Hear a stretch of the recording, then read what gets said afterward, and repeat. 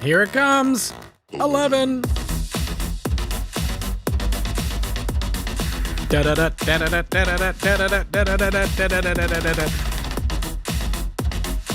I'm singing that because, who was it? Kingpin Ronan. Kingpin Ronan in the chat spelled it da-da-da-da-da-da-da. That's how this song goes.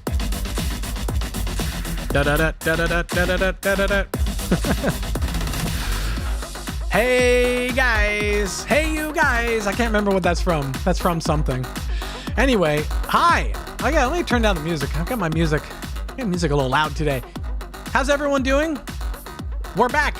We were off last week, so maybe you're not back. Actually, I guess in a way I'm not back. I didn't go anywhere, but I took vacation last week.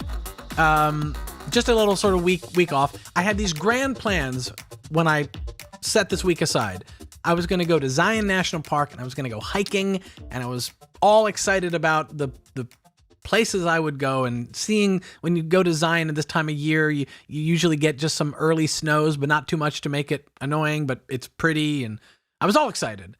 And then I thought better of myself, as in the States, as COVID cases started peaking above 200,000 a day, and I started looking at different areas of the country and risk factors, and I'm in San Francisco, and it's this relatively, not compared to some parts of the world, but it's a relatively contained bubble in terms of case and risk and all that stuff. So I thought, do I go outside my bubble? What does it look like over in the areas where I'd be traveling through? And it was not as good. And I thought, all right, maybe this is one of those classic staycation moments. I'm just gonna stay at home. I'll play music, which is really what I did. I played a lot of music. I was working on some songs that I'm writing, I am trying to be a lyric writer, and it's not easy. I don't know if you guys, let me know in the comments. If anyone out there is a lyric writer and finds it easy, I'd love to know what your secret is. If anyone finds it hard, just commiserate with me, because man, it's hard. I saw an interview with John Mayer, who said that when he writes a song, he writes it as if he's never written a song before. It just feels like he's a kindergartner starting school, and he works on the song, and he sort of obsesses and crafts each word to make it have maximum impact and say the thing he wants to say, and he wants to get it all right. And then he gets it, and he's happy with it. And then he said, when I go to write my next song, it's like I'm a kindergartner again. It's not, I haven't built, having done it successfully, I don't approach the next one with any sort of ease. I just have to start back in that slog of doing it again. And boy, that definitely resonated with me when I heard that interview. And so this week I've been playing some music, and I've got a little notes file open, and I sort of, between 6 different songs that I'm sort of kicking around, I've got melody and some words, but no chorus, or, one line, but not, missing 3 more lines and stuff like that. And so I'd just sit and play, and if one came to me, I'd pop it down, and then I'd be like, oh, okay, maybe I'm on a roll. Maybe this is my rhythm. I got something going here. And then no, just brick wall. And I go, all right, I'm not gonna judge myself. I'll work on something else. So Jinx says lyrics are overrated. Well, that's good to know. But if you heard the kind of stuff I was playing and writing, Jinx, you would realize that it's pretty boring if you don't put a lyric on it, or at least a melody. It's definitely tough. Let's see what anyone else got good tips for me. Oh wait, yes, thank you, the Fixer. Hey you guys is from the Goonies, isn't it? Originally from the Electric Company, apparently, but I think I'm thinking of the Goonies, but maybe that was even a reference to the original Electric Company TV show, which was, I think, a kids' TV show just before my time. I think it's not often I get to say before my time, so I'm going to do it now. CryptoPack, so the trouble with lyrics is if you can sing. Yeah, well, that's something I've gotten over. I don't consider myself a singer, but I've just accepted that for the type of music I play and the people I play it with, you got to sing. So I've given up being self-conscious about that part. But yeah. Well, yeah, David says hello to new faces. Yeah, I agree. Hey people. Let's see what lyric. Oh, no, we saw that lyrics are overrated. Okay, well, yeah, it's tricky with the lyrics. But so during the week, though, here's what happened. During the week, I'm working on these things. I'm thinking about that John Mayer quote, and it's sort of like, oh yeah, that really is how it is. And then I watched on Stephen Colbert's late night show. I watched an interview with Jeff Tweedy, who is part of Wilco, or is part of Wilco if they're still active. And he was plugging a book, and I've never bought a book. In fact, I've never done anything where the people go on these late night shows to plug their movie or their album or their whatever. And I've never in my life seen a guest come on a show and then actually like acted in the correct viewer commercial response way that I'm supposed to. I've never watched an interview and gone like, I'm going to go see that movie because they seemed so relatable on the Late Show. I've never done that. But I did. I bought the book that Jeff Tweedy was there talking about that he had written. And it's called How to Write One Song, and it's really short. I mean, I could have read it in one evening, just sitting down and reading the whole thing. But I thought, I'll pace myself and I'll sort of read a bit and then let that digest and marinate, and then I'll think about it and maybe write a little bit, and then I'll read a little more. But the reason I got it was like entirely off of the title, because he hits upon the same thing that John Mayer was talking about, and the same thing that I feel, which is that he's saying, I don't want to tell you how to write songs, because when we write songs, as it's commonly referred to, we're never writing songs. We're always writing one song. We have just the song in front of us, and if I can help you figure out how to write one song, that's the most I can ever hope to teach you, and then you can apply that and try and write one more song and one more song. And so I just thought that was like, just that simple idea alone was like, all right, I'm gonna buy the book. So I ordered it instantly off Amazon. Came a day later, and so now I'm gonna be kind of reading through that. If I find anything interesting in it, I'm sure it'll find its way onto the live stream or into other stuff I do. I tend to sort of digest these things, and you end up sort of you hear these things. Like I listen to music podcasts, and I start incorporating that into the work that I do as well. In fact, actually, one of those, just another random plug, I guess.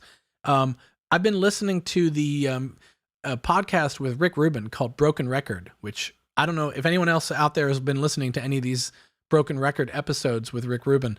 It's a cool podcast.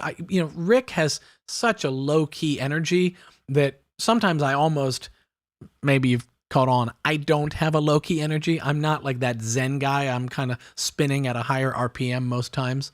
And so sometimes it's like a little, I found it a little, not hard, I don't know. It's just, but it's, I sort of have to like put myself in the mindset to listen to a Rick Rubin podcast, because he's just so, yeah.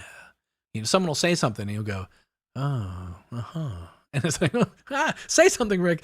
Be excited. React better. I don't know. The interviewer inside of me just sort of starts reacting to it.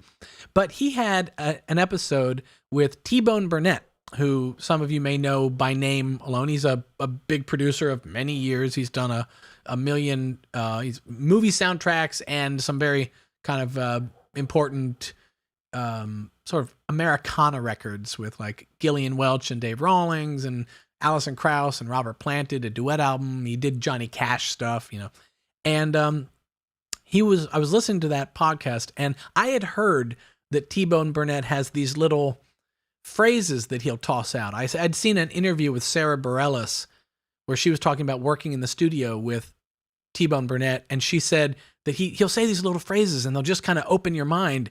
And one happened to me when I was struggling over something, because I wanted to really kind of like belt the part, in a really big dynamic, but I couldn't, it wasn't working for my voice. And T-Bone said to me over the talkback mic, he said, Sarah, sometimes quiet is loud. And she was like, whoa! Like it just blew her mind wide open. Sometimes quiet is loud. And that's really true. And so she shared that in an interview, and then that goes into my brain. And I think about that sometimes when I'm working on production, and and this is something I guess we can all relate to.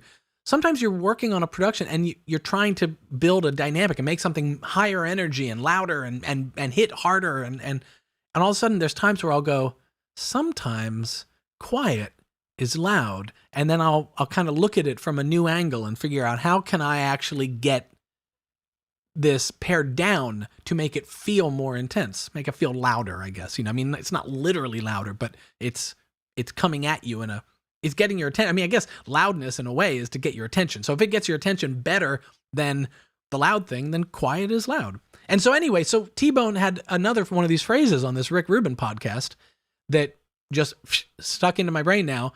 And I love it. He said, he was talking about recording and sort of modern recording techniques, and, overdubs and comping and quantizing and all the things that we do. And he said, perfection is second rate. And I was like, perfection is second rate. There's so much to that we have to remind us. It's easier to be perfect these days than it is to accept imperfection. And so when we're working, this is a big one for me. I'll play something in and I quantize by default. In fact, I've turned it off, but there was a time when I used to have the quantize record button turned on so that as soon as I was done recording, it was quantized. And that, but what I love about when I play live music with people, when I'm in a room with people playing music, what makes that sound special and what can often go to a place that's so unplanned and wonderful is so based on the imperfections. And imperfection in not a negative way, just the natural human, when drummers talk about being in the pocket, what they're talking about is not that they're perfectly quantizically locked to a grid. The pocket, the entire concept of the pocket that jazz cats and drummers talk about is really about living in the imperfection in a good way. And if they were truly perfect, they wouldn't be in the pocket. It would be T-Bone Burnett's thing. Perfection is second rate. So anyway, I love that stuff. So I'm hoping with this book that I'm going to have a couple of those types of moments as well. Let's see. Here's just to look at some comments here. You should look up Peter Gabriel in the studio. He hums phrases and parts of words that flow with the music. Yeah, that tends to be a technique I've seen people use with lyric writing and songwriting, is that you sort of just sometimes things just kind of come into it just feels like the right thing to come out of your mouth, and it just kind of does. And then you go, oh, that's a thing. And that's happened to me a couple of times, but not always as easily as I wish. What else is going on here in the, you know what I should say? Wait, hang on. Yes. Thank you. Stefan, I saw, posted this comment here, and maybe I should mention this up top because what are we doing here? Why is my camera on? Here's why, because we're going to hang out today. This has been a highly requested stream topic that we've done twice before, and people have started asking for it again because it's been, maybe it's been 2 months since we've done it. Isn't that weird? It's weird to me that to be talking in those terms. We started this 8 months ago and we're still doing it. And so 2 months ago and 3 months before that, we did one. These are like long time frames way to go us. But we've done these in the past where I will just open up a Zoom call. I post the link in the chat here, and you guys can jump on the Zoom call. Whoever wants to can jump on the Zoom call, and I'll just bring people up. Whoever wants to talk, and we'll just bring you. You're the guest, right? So we'll talk about, who you are, where you are, what music you make, and we have a Dropbox folder where you can submit a song that you're working on. So while we're chatting, we can bring up your tune and we can listen to it, and everyone can listen to it. And we've done them in the past. They're super fun. If anyone's nervous about wanting to join this stream but feeling nervous, don't be nervous. There's nothing to be nervous about, because as anyone who's watched them before can tell you, or who has done them before can tell you, it's just fun. We just hang out.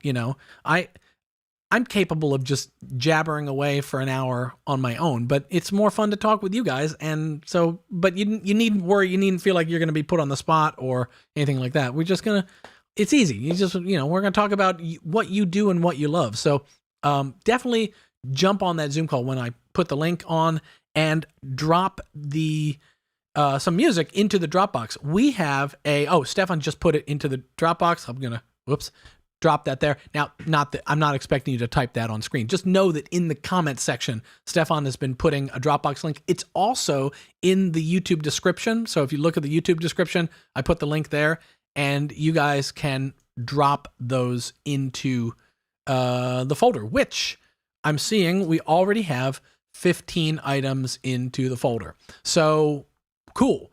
We'll bring you guys up on the Zoom call soon. You know, it's funny. Stefan says this. He'd be nervous. You know what? I think that's actually true. And I don't think of Stefan as a nervous or shy. I don't think of him as shy. You know, he's just a completely pleasant guy. But listen, it's not by me that I haven't invited Stefan to be on the stream. But Stefan's kind of been like, nah, I like where I'm at. I like being in the chat with these guys. And he does such a good job, that's great. But yeah, I actually get it. Michael, you were nervous too. Michael, I think, were you on? I think you were, right? Oh, yeah. So look, people are saying you were nervous. David was nervous. David, you needn't be nervous. If you jump on again, we'll talk again. There's no need to be nervous. But Michael says, I make it look easy. Well, I'll tell you, I mean, while we're all in a safe space here and admitting our vulnerability, I get nervous every time in the 5 minutes before the stream goes live. I get some butterflies. I get a little part of it's the technical. I hope it doesn't completely fall apart and crash, because I just would hate for things to go wrong. It just feels, I don't know, my sense of perfection. And now we know perfection is second rate, but my sense of perfection kicks in and I get a little nervous. But then there's just that public speaking sort of thing where you just sort of go I gotta talk to people. But that goes away really quickly, actually. As soon as I go live, and I guess to some degree, having the musical intro helps kind of that. It's that period where it's kind of washing away the nerves. But nerves are, it is a real thing. I've been, and let me know in the comments if anybody plays an instrument live. I've been fascinated by, I play guitar. If I play guitar live in front of a room of people, or a bigger crowd even, I don't get nervous for that. I've done it a bunch, and I I don't know, it just doesn't, I don't get nervous. I may have a little extra energy, but I'm not nervous. When I started playing, where's my banjo? Over there. When I started playing banjo, and I started playing that in front of people, I was cripplingly nervous. I was self-sabotagingly nervous, to the point where I got so nervous my hands didn't work. I just couldn't play. And I'd start literally just adrenaline causing my hands to shake in a shivering almost kind of way. And I just couldn't play. And I was so fascinated by, here's an instrument that's basically guitar. It's not like I'm playing bagpipes and jaw harp and they're just two totally different things. It's banjo and guitar are not totally different. And why is one causing me to be so nervous and one not causing me to be so nervous? And I talked to a mandolin player that I know, and she's tours nationally and stuff, and she said, yeah, it's the amygdala in the brain. It's this little area in the brain called the amygdala that is your fear center, and the only way to have that settle down is through just repeated exposure. And so I started doing things where I would force myself to be playing in front of people. I would play, there's a park here, and I would go practice banjo in the park, not specifically to play for people, but for knowing that as people walked by, they would be hearing me. And just knowing that someone would be hearing me would cause the amygdala to go off and kind of get a little extra heightened and stuff. So anyway, the cure for nerves is to do it. Just repeated doing it. Let's see. Is there a discussion, Mike, through? Are you guys discussing my signal chain back there and a gate? Because that is true. There's this thing that turns green when I talk. That's my gate. I'm using, I went to an all hardware. I used to run my audio through Reason onto the live stream. But then when I was doing things where I'd be opening Reason files, I'd have to keep creating audio tracks and doing stuff. So I moved to an all hardware system. So yes, my signal chain is probably over-engineered for what a signal needs to be for live stream. I'm running through a 1084, Neve 1084 preamp into this guy, and it's an 11 to 76 clone. And then through this Drummer DS201, I think is the model. I've never owned I got this recently. I've never owned a hardware gate before. I never thought I needed one until now. Here, I'll turn it off. You'll hear more noise. Let's see if I do this. I hope maybe that comes through. That's the sound of my just my computer going and stuff. EB asks, is a Stam audio behind me? No, it is not. I built these, actually I built both of these, but this is Hairball audio kit that I built. This was all lockdown activity. And then this is a Silverface LA2A clone that I had been collecting the original parts, scouring eBay 14 years ago. I was gathering all the parts for it. And then I got too scared to build it because it's like 400 volt DC tube gear. And I just thought that can kill you. So maybe I won't build that. But then the lockdown happened. I was like, well, the world can kill you. Everything can kill you. If I might as well mess with 400 DC if I'm going to take my other, fatal risk of like going to the grocery store. So I decided, screw it. I'll build it. So I built it. And boy, I'm glad I did, because it really is lovely. And it's got the original UTC transformers in there and old vintage smooth plate Telefunken tubes and stuff like that. So super geeky stuff. But let's see what else is going on in the comments, and then let's get to someone mentions Reason's 20th anniversary, and I was gonna mention, so next week we are going to be doing the Reason it's the Reason 20th anniversary live stream that we're gonna do. I'm gonna bring on, I'm hoping, I'm pretty sure I'm going to be able to bring on Matthias and Ludwig, who some of you have watched the stream before know. That is, those are the kind of the brains behind where Reason is, the way Reason is developed these days. I mean, it's a whole team. Let me be fair to the whole team. It's a whole team of incredibly talented developers and UX designers and all these people. But Reason's product managers, Matthias, he kind of makes a lot of the final decisions about what can and can't be done, or in what time frame, and what priorities will be made. And then Ludwig, which I really should know Ludwig's title, Reason product designer. I made that up, but I'm gonna call him that right now. But he often has a lot to do with sort of when you look at a rack extension, a player or an instrument, or you look at a new feature and the way it's implemented within the Reason rack plugin or within Reason. That stuff is Ludwig's, kind of understanding of how it should and could work.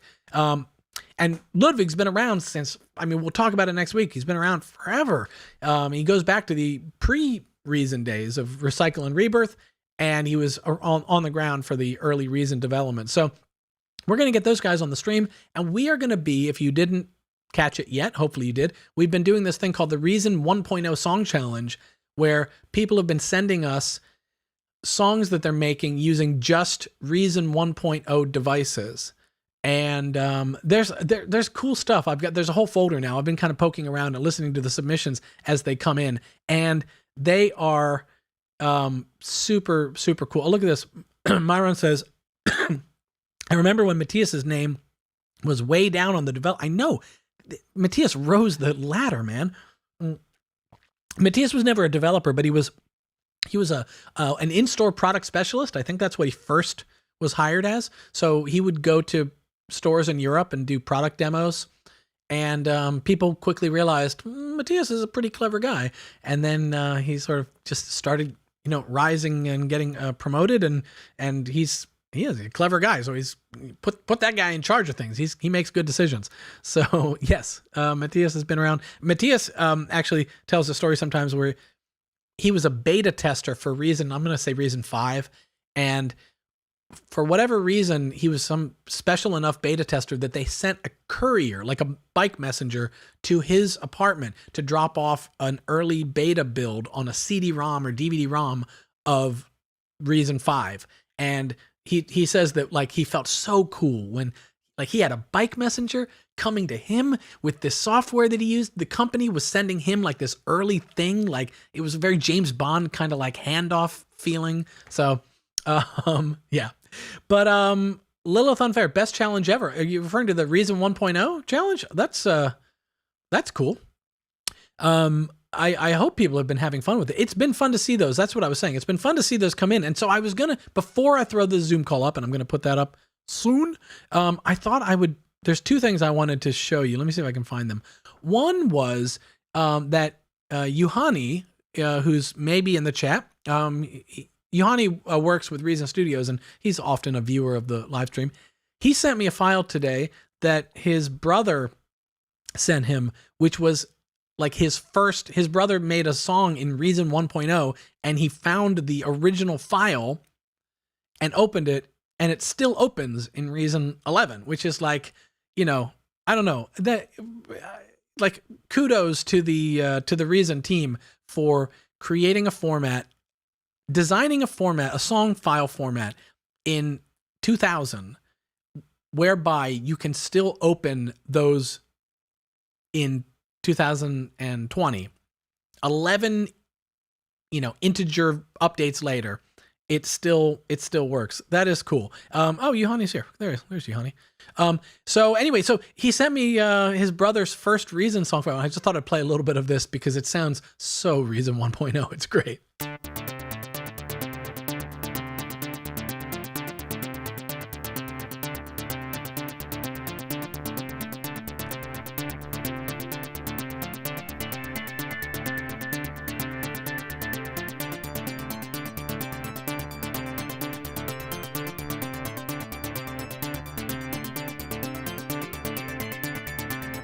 I had so many songs that sounded like this.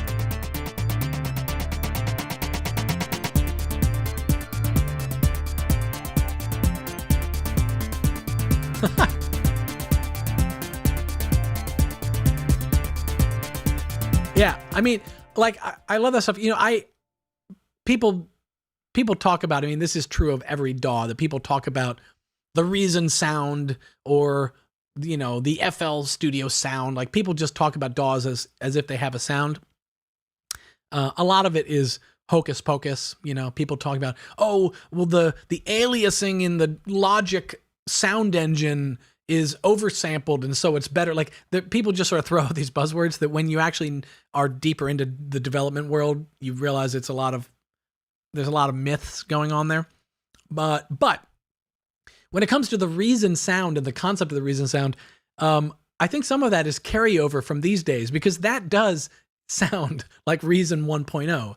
And part of that sound is because it's the lines that are being played is like the kind of music that was being made 20 years ago. But also it's, you know, some of the sounds of like the Subtractor and the DDL1, they just, you know, they sort of lend themselves. You can make something using Reason 1.0 devices not sound like the Reason sound, but you also can make something sound like the Reason sound. So this is the other one I was going to show you. This one actually showed up in today's folder of stuff that people sent in. Linus put in, I was interested because he put in a video file, and I was like, a video file? What's going on here? And it's called Old Reason Memories, and I just thought like, oh, let's see what this is. And this is what Linus dropped into the Dropbox today, and I thought I'd show it today rather than next week.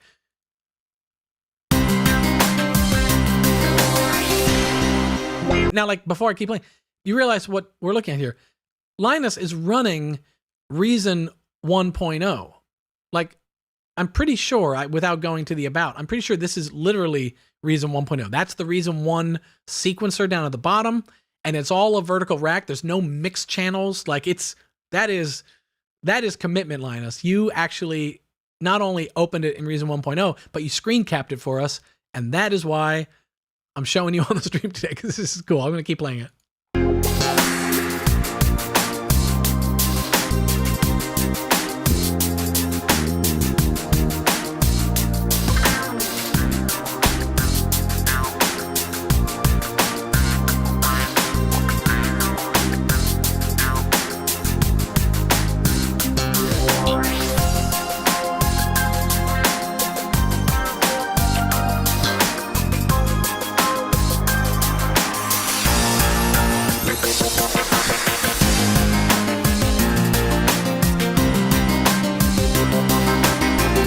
you know, that sounds good. That's where the video cuts off. But that sounds good, you know? Like, that's, you know, I guess you could argue that maybe it has the reasons, but it sounds good.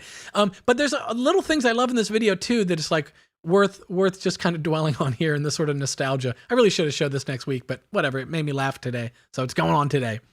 The first thing that was like, oh, yeah, reason one was that you would, look at this, like, you have 3 different mixers to handle the channel overflow. It wasn't, you know, in Reason 11 today or in the Reason Rack plugin that's integrating in with your DAW, you've just got, you know, however many channels you want, just keeps building horizontally. Reason 1.0, you had to string together mixers and even sort of daisy chain. I would imagine if I was looking into this somewhere, they're probably being daisy chained so that the output of one is going into the input channels of another to create these effectively a bigger mixer.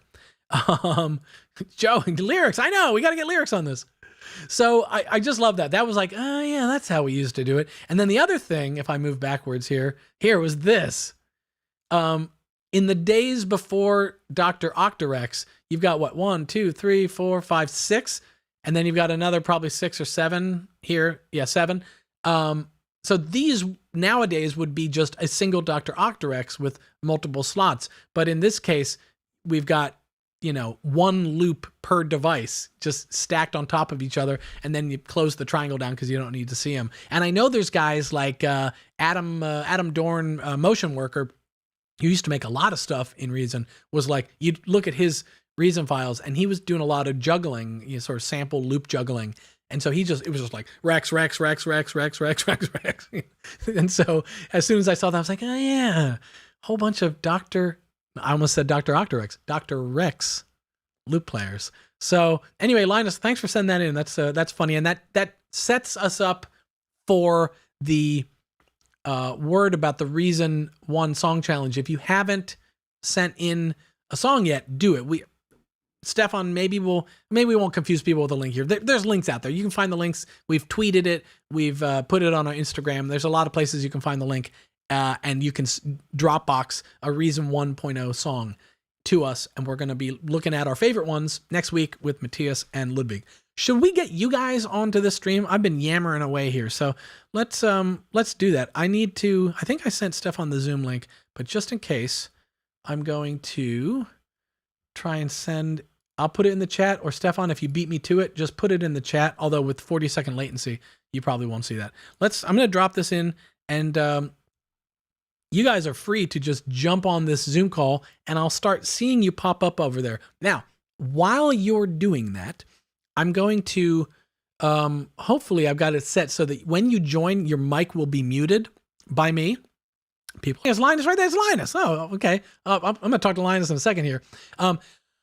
But just a couple things for people to understand. So first of all, the stream runs 40 seconds or so behind live. So when you get on the Zoom call, you're probably going to want to mute the Reason live stream YouTube video, because there will be that delay factor. It'll drive you bonkers.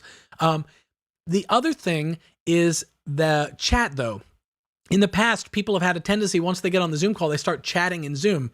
And don't do that, because A, I can't open those chats and see those, and B, people that are in the Reason stream don't get to see that either. So if you're just watching me or I'm talking with somebody, jump on the chat back on the Reason live stream. So it's a little bit of a kind of weird process. You're going to be hearing things 40 seconds ahead and then commenting in the chat. It doesn't matter. Trust me, it's the better way to do it. Otherwise, you know the rules. We are doing this on the honor system. That means anything that shouldn't be on screen stays off screen. I think we're clear what we're talking about. And other than that, we're just gonna have some fun. So let's see here. I guess, let me bring Linus on first. Oh boy, now I got to remember how I do this. I think I have to. Let's see, I got to open this up here, and then Linus, I think I have to ask him to unmute. So I'm going to ask Linus to unmute, and then he should get a request, and he should be in. You're in, right, Linus? And there we go. And there we go. Good to see you. Thank you. I had to go to you first because you sent in that video. That's so great. And and it's actually not 1.0, but I had to get a file with had self-contained samples. So it's a later version that I had stuck in a few. Oh, because you're saying because Yeah. just you had some samples and you needed. So it was made in the past, but then it wasn't. So this is a thing. Version like in 3.0 or something. This is a thing that I didn't remember that. So self-containing samples was not part of Reason 1.0. Yeah. I guess I had the file at 1.0. It was not self-contained. So when I tried to open the 1.0 song, I go, oh, where's that JV15 acoustic guitar sample? Yeah. Oh, have you not been keeping meticulous backups for 20 years? Where's that computer? Yeah, I can confess it. So that's why. But whether that's great memory. Yes. I mean, it sounded great. So is that a song that you had made some 15, 20 years? Just make the instrumentals in Reason, and because we didn't have audio tracks, I got them into another program to record the vocals, and then because I loved working in Reason, I had to bring them back as samples in a 19. Right. I would use the sample set to cue them off. When okay. I had to. Yeah. Right. So that was I knew someone that great time. Who I'm trying to think of who it was. I want to say, I could be wrong about this, but I want to say it was Felix Cartal, the producer and DJ.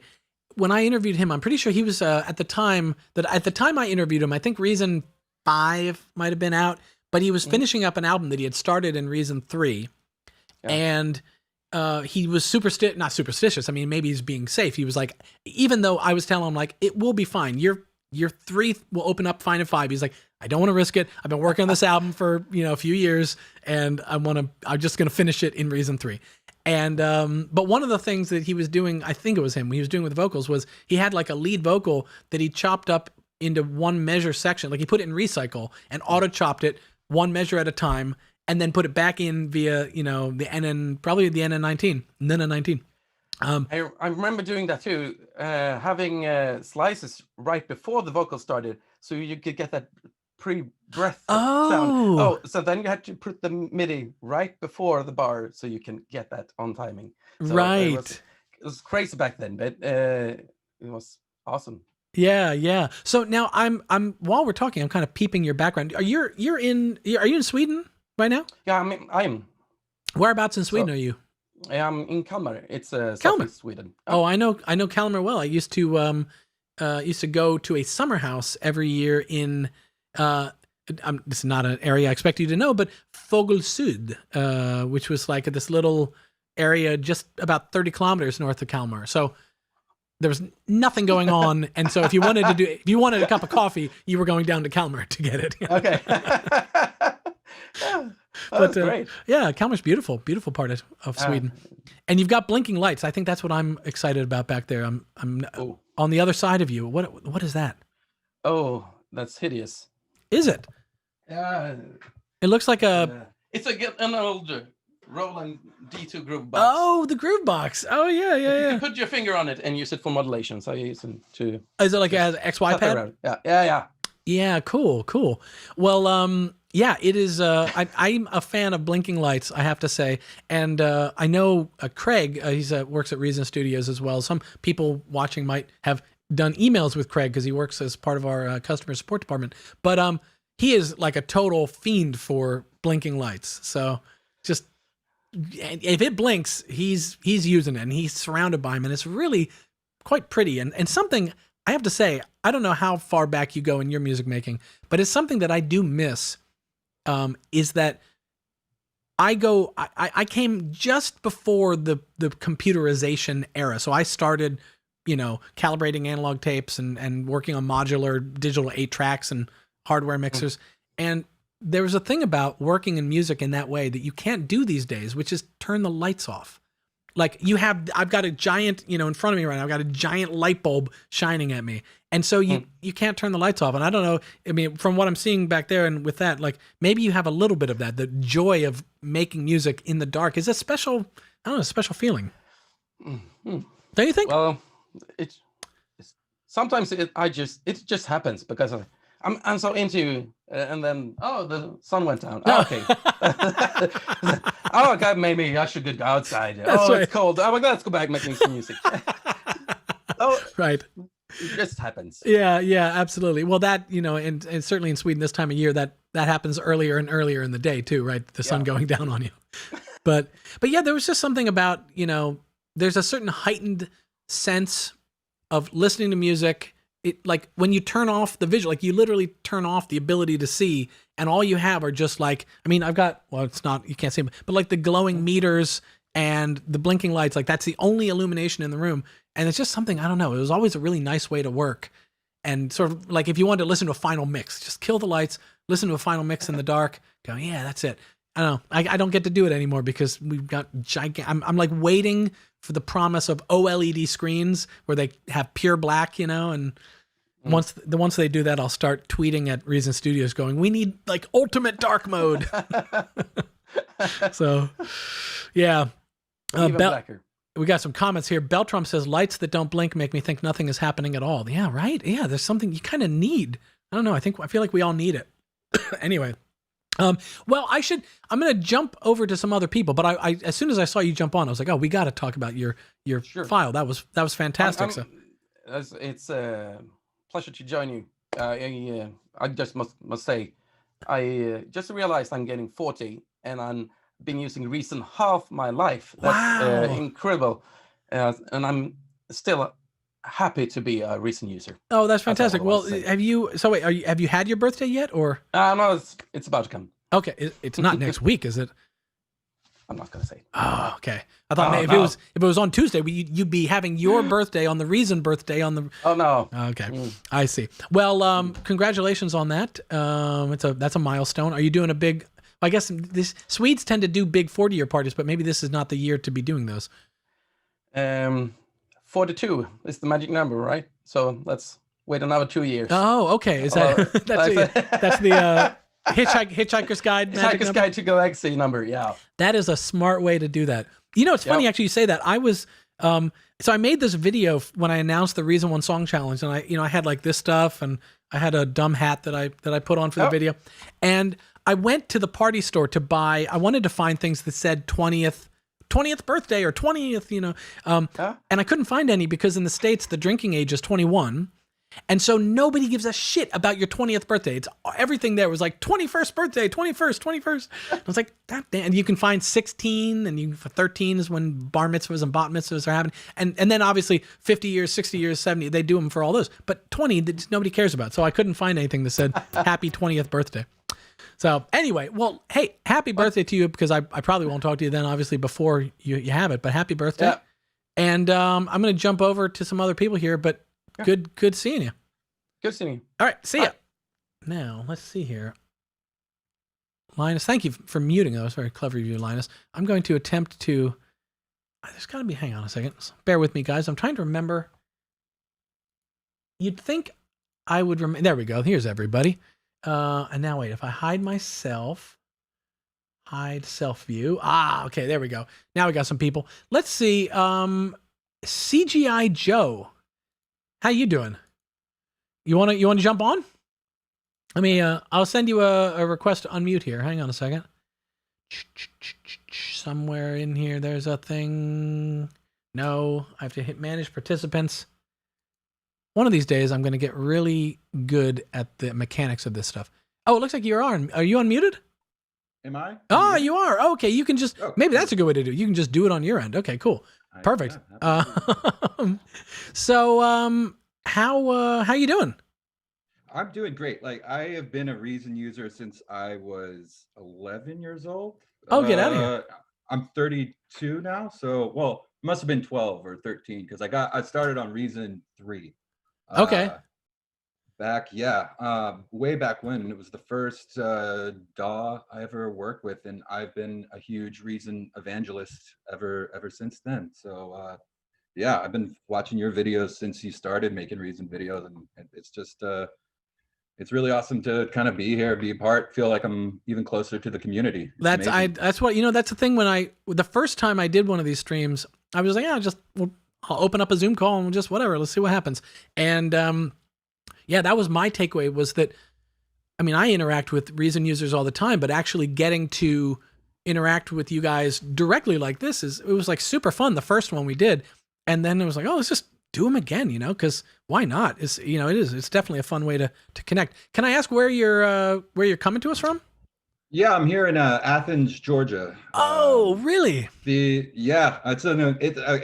anyone is unfamiliar, Athens, Georgia is one of the coolest little small music towns. It is, isn't it? I want to say like all the United States. Any REM, B-52s, both came out of here. It has a really cool psychedelic pop scene, which is kind of why I came here, because I love psych pop. And so did you move there for the scene? I grew up in Atlanta, and I came here for college initially, but I was also, it was one of those things, it was a kind of 2 for 1. I was like, oh, I can go to school here and join the music scene here. And yeah, that's what I did. And I just kind of haven't left because it's a very, very magical place. That's brilliant. I mean, in some ways you're lucky. I don't know. I can't think of another, I'm trying to think of another state that has 2 cities that are both major music towns. You know, Athens being this kind of college indie scene, Atlanta obviously having such an impact on the hip hop and stuff that's been done and other sort of club music. But that's you know, I mean, like in California you've got Los Angeles, and I'm sorry I'm in San Francisco, but I wouldn't say San Francisco has a thriving music scene. In fact, there was a producer I talked to. He actually gave a talk. We filmed a talk and put it on our YouTube channel. He said San Francisco is where musical genres go to die. I was like, oh man. No, wait, but isn't Deerhoof from San Francisco? They might be. There's a lot of from there bands. Yeah. But actually here, you know, it's like, in fact, the bands. There are certain bands that have been like, no man, like we're gonna base ourselves out of San Francisco, and it's always like. That's the part of their Wikipedia where it's like, then their second album didn't do as well, and then they toured less, and then this guy left the band. Like it tends to be, I don't know what it is about the town that it doesn't have this thriving music scene. But in some ways, it's like Athens. It's part of the identity of the town at this point. You know, when you have bands like REM kind of come out of there, it tends to define. Oh yeah, it put you on the map. You know. Literally. Absolutely. And you can still feel it. I mean, till this day, it's still, I mean, now with everything going on, it's sad to see all the small clubs are closing down and drying up. And there's kind of like a wait and hold to see what happens in the future, because one thing about Athens, it's such a big live music town, and I'm hoping that this turns it into a recording music town, because there's so many bands here and they play live all the time, but they never record their material, and it's like, you gotta let the rest of the world know what's going on here. Right. And that's actually sorry. No, go ahead. I mean, one of the reasons I've always loved Reason is because it was the easiest way for me to like record all these groups around here. And as the other thing about the sound is there's a lot of just working class musicians. Everyone's working in the service industry, working at restaurants or at grocery stores or wherever.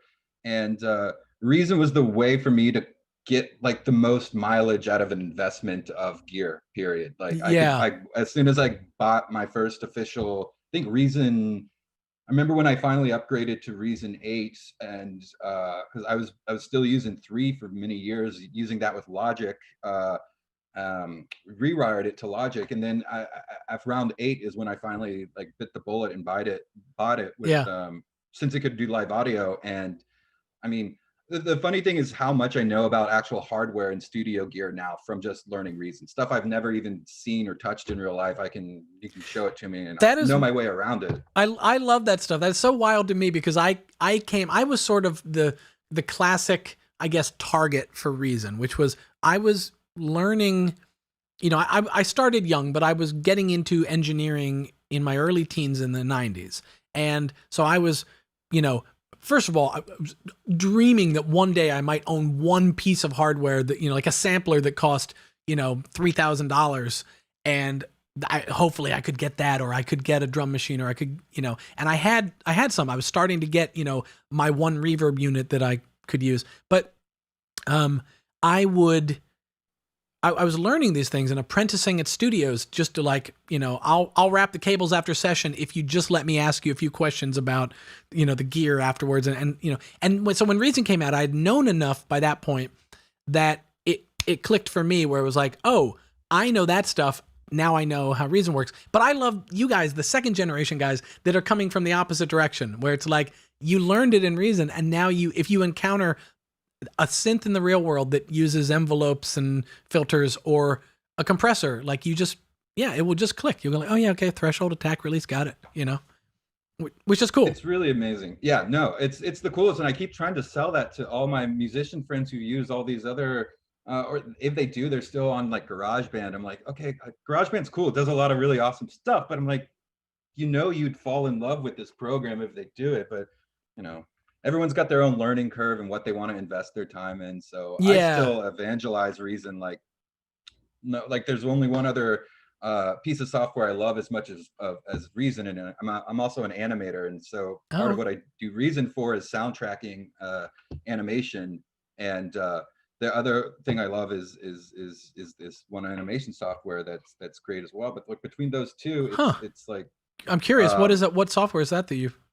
It's Blender, which I actually recommend to anybody as well, because it's an incredible open source 3D animation software, and it's like the other thing I like about Blender and Reason have my two favorite online communities of just about any piece of software, because for the most part, online music communities can be as toxic as a lot of other online communities. There's always a lot of opinions floating around, but in general, the people Reason users are on the whole very supportive and generous with like their ideas and teaching. And if you go on the Reason Talk forums and see like rack extension developers giving you pro tips on mixing or how to use their rack extensions, it's like, it's so generous and incredible, and it feels so much closer and more intimate than I don't know. Apple does, as a company, as a community, Right. Well, speaking of the community and just how wonderful and supportive we all are, did you drop a song in? Could we check out maybe some of the music you do? I did. I put in a kind of the ending title song I did for this animation project. Oh, cool. It's a pilot for an animated series that I've been developing, and it's called, the title of the track is, I think, Surprise, It's Still Music Again. Okay, I think I see it here. I'm just going to open up in QuickTime. Yeah, Surprise. I'm going to expand it. It's Still Music Again. Yeah. Okay, cool. So it's let's take a listen here. I'll just hit play and off we go.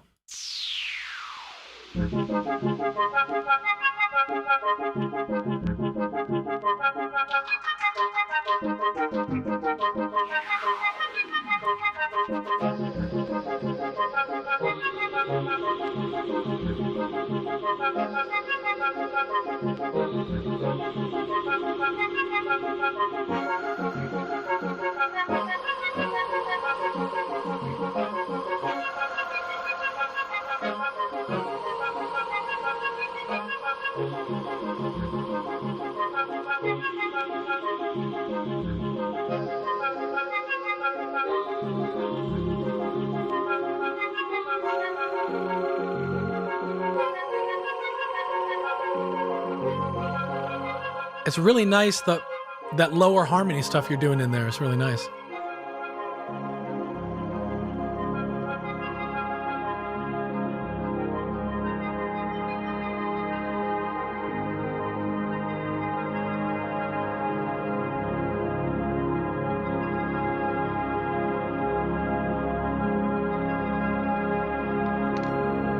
Wow. You know what I love about this? I'll turn down while I talk. That's an incredibly visual piece of music. I mean, I can sort of maybe it's because I also do visual work, but I knowing that it was paired with an animation, I sort of start animating in my head with it. I don't know what you did animation wise, but I start getting these I can sort of picture what you would do with that. It's kind of funny because we needed a track for what's going on there? Let's turn this guy off. It was my attempt to do a Suzanne Ciani track, if there's any Suzanne Ciani or Evangelist or that mid 80s ambient synth. Very much. Yeah. It was like it was very much like, let me try to recreate something that felt like some of that music to me. And I think it's almost done exclusively with Grain too. I think like Grain is, it might be a few other things, but it's all like, yeah, all in the Oh, Grain. cool, cool. Well, When, it's getting yeah. it's getting rave reviews here in the chat here. Push button says it sounds like butterflies in space. I would agree with that. Yamlud Entertainment says love this. Michael Dugan, nice. Benjamin, love the vibe of your track. Look at all these. Johanni says it's brilliant. Stefan says film score for days.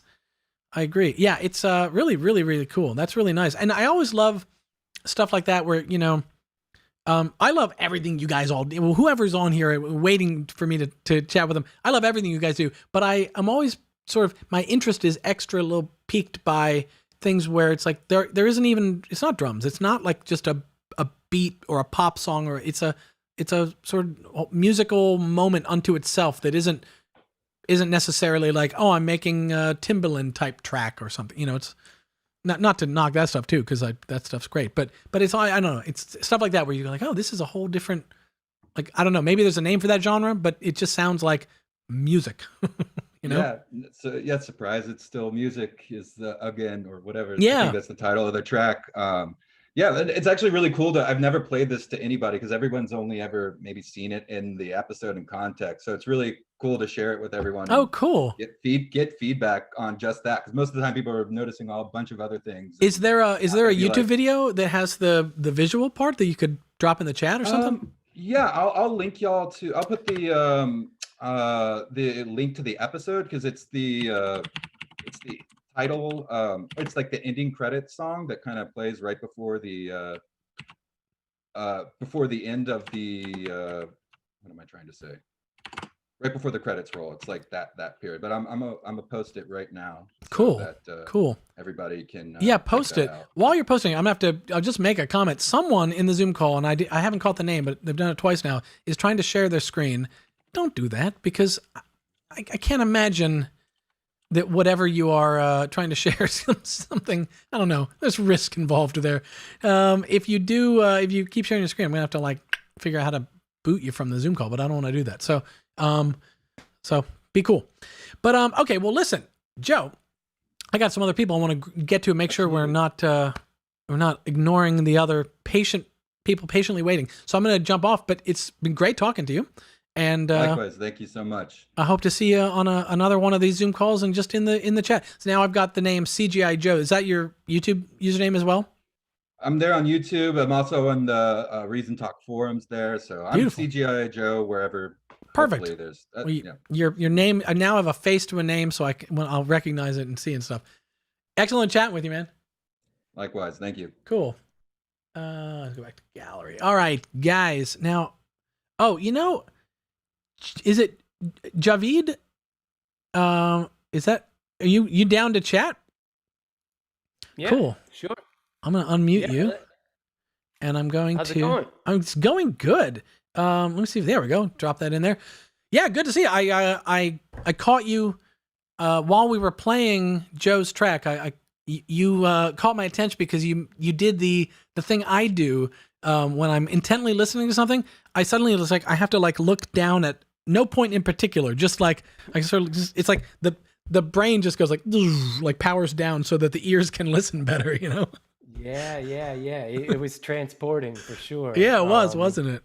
Yeah, that's what happens. Well, cool, man. Check out to check in. You know? That's right. That's a great way to say it. Check out to check in. Well, your space looks cool. Where are you coming to us from? So I split time between Los Angeles and Chicago, and I'm from Chicago, born and raised in Chicago, but at the beginning, sort of months ago, maybe after like three months after the pandemic started, I got rid of my apartment in Chicago, and I've moved out to a cottage on a lake outside of Chicago. Whoa, really? So yeah. So I've been fucking chilling and enjoying the peace and quiet like I've never had in my life, because I live normally in two completely crazy urban spots. And wow. so I set up a studio here. I'm spending time with Reason every day. You It's are my living favorite my thing. dream. I have the I'm like, living my dream. that is like, you know, and it's probably true of anyone that lives in a city and makes music in a city. I have this cottage escapist fantasy where I'm just like, I just want to like, and I've thought of doing it on a vacation basis, but not on a longer term basis. But boy, even hearing you say you've done it makes it tempting. Yo, Ryan, it's the best thing I ever did in my life, man. Really? I feel like, yeah, it's definitely, everyone thinks, like, everyone's like, you're fucking crazy, dude. But when they come visit, they're like, I wish I did it too, you know? Yeah. I put a basketball court in the backyard and I'd take breaks from making music to just shoot around. And I feel like I'm 12 again, except now I make electronic music when I didn't do that when I was 12. Yeah, So, right. It's the good parts of 12 without the bad parts of 12.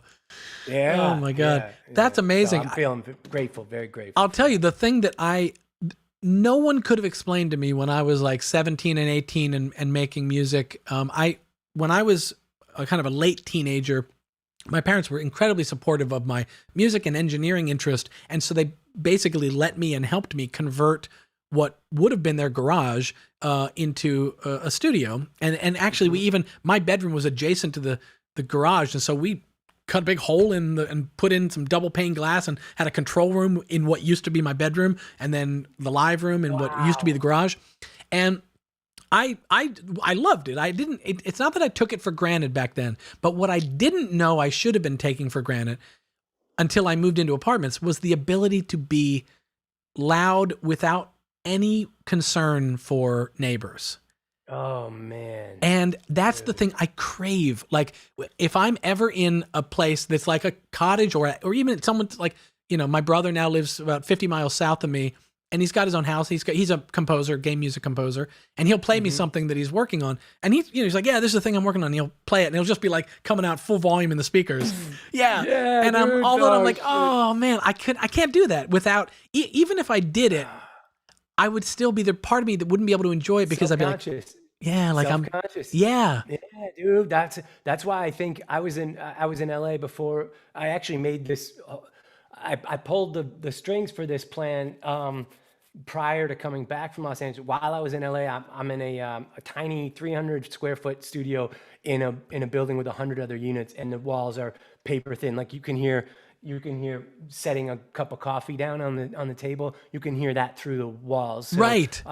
I feel like right now, like my neighbors probably are hearing me do this live. It's like, hey, you know, hey, Will and Hannah, if you hear this, you just stomp on the floor. There's something about city life where you're like, all right, everybody can hear everybody. It's right. cool. But after you get deep enough into producing music, you're like, I don't want anyone to hear this, but I want to hear it really fucking loud. Yeah. And it's not even like I think someone's gonna like make fun of me or hear the idea or steal the idea or anything like that. It's like I'm gonna think about them hearing it too instead of me just feeling that what the fuck I made. Right? Totally. So yeah, that's one of the best parts about this. I could imagine. Oh gosh, I'm gonna start. I'm gonna get off this live stream. I'm gonna start like browsing Zillow or something for cabins. Yeah, that's what happened.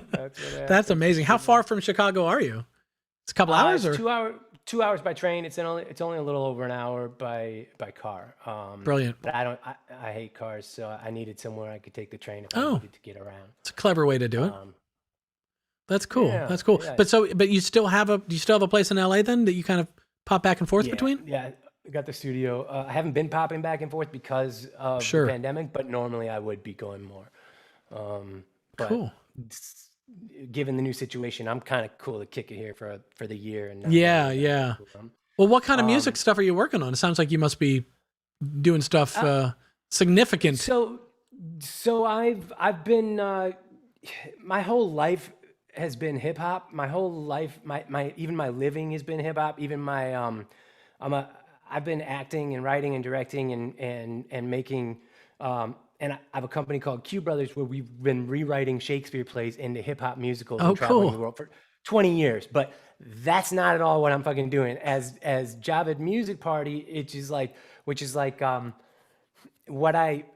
new identity for me. But it started about 5 years ago, and I've been strictly Reason the whole time. And the reason I found you guys in this community is because every time anyone talks about music production, like everybody's like, oh, what do you do? And I'm like, someone's like, what do you use? I'm like, Reason. And there's like crickets chirp and everybody's just like, oh, yeah, I knew someone who used it like, 10 years ago, but wasn't good for this, or it doesn't, you can't record lyrics on it. Yeah, that's not good for vocal, right? Right, I'm like, what are you talking about? Like, I do everything I need to do on this program, and I'm not opposed to other programs at all. Like, my brother's been using Logic for 25 years. He's the one who said, after me producing stuff on GarageBand for a year, he was like, dude, he would listen to some stuff I was doing. He's like, you're busting this program at the seams. You need to move to something that can handle the stuff you want to do and take it to the next level. He goes, I don't know why, but I think you're going to like this thing called Reason. And he sent me one little promo video about it. And 5 minutes later, I bought it. And Oh, interesting. 5 years later now, I'm going deeper and deeper and deeper with it. And so cool.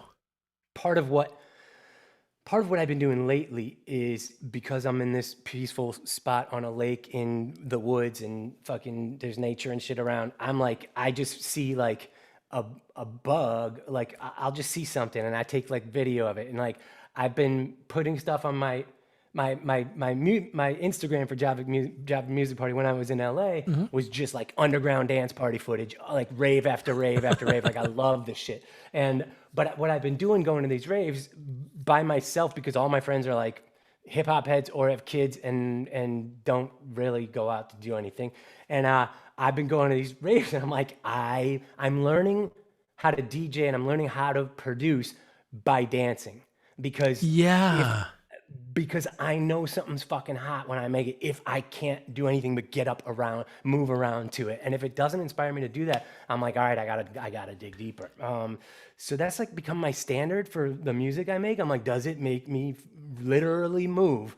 And sometimes I'll be like, kinda. And other times I'll hit something and I will, like an hour later, I'll be like, sweating and the same feeling like as if I took drugs at a rave. Like I'll have that feeling. And I'm like, I did it. I made what I wanted to make. It's like Tom Hanks in Castaway. Fire! It's like, he's just, yeah. Dude, I totally get that. I mean, I think there's part of that is it's not by mistake that some of the best producers of club music were DJs first, and vice versa. That some people they feed each other. Yeah, they feed each other. And there's some guys that are like, EDM producers that are still DJing, and it's like, why are you don't need that gig. You don't need to be DJing, but they do it to stay connected to that.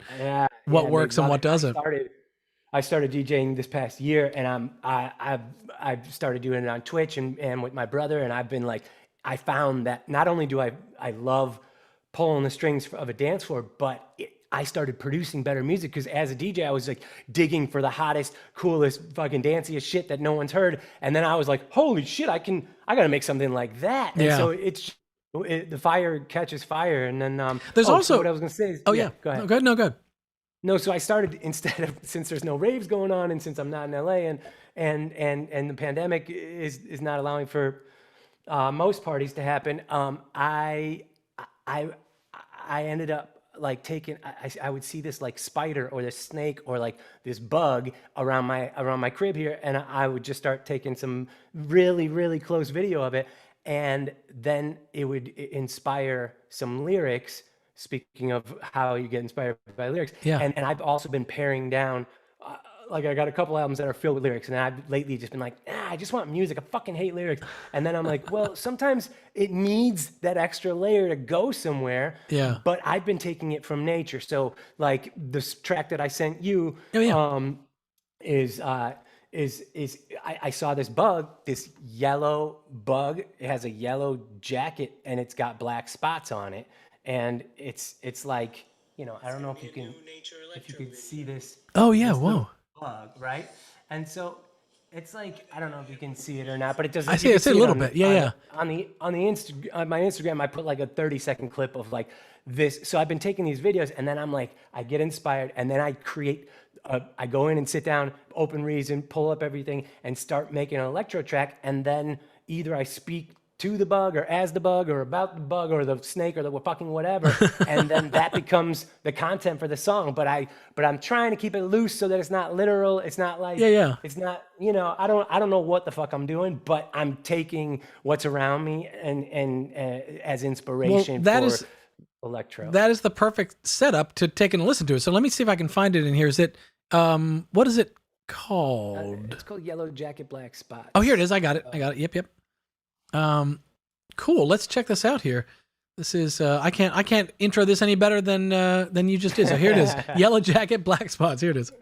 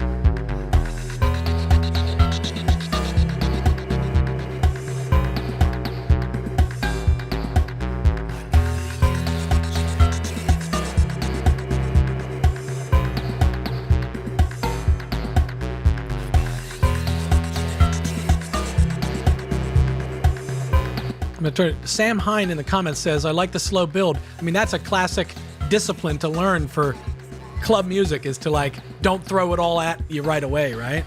Yeah, for sure. Yeah, I had to practice some patience. Yeah, right. That was my thing. I would always like come up with a cool line. I'd be like, well, I got to start the song with that because that's the best part. And it's like, no. Yeah, that's what my brother was teaching me. Yeah. Your brother makes music too? Yeah. He was. Yeah. Of course. That's his shit for like 25 years. So he's kind of been my role model and my mentor. We got vocals. Wait. Yeah.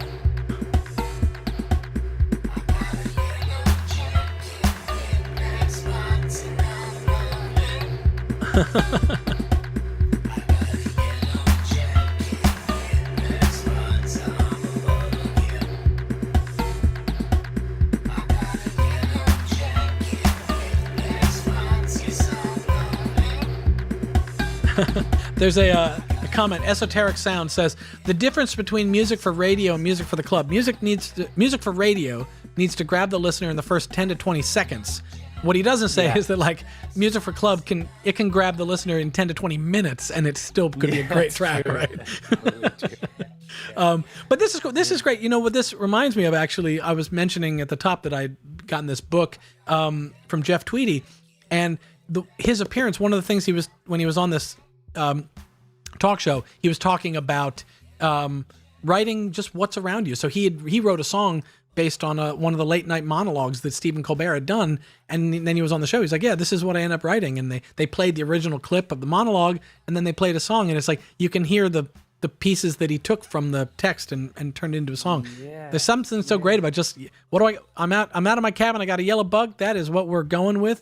And making music out of it. Totally. And you had a guest on a few weeks ago that was doing the found sounds. Venus Theory. That's right. Yeah. He totally inspired me. I just went out to the lake and started catching waves, and then and wind and leaves, and then I made a track out of that shit. I started making a track out of that kind of stuff too. And I mean, with the effects that Reason has, you can just go. You can get lost. It's so amazing. Well, that is so cool.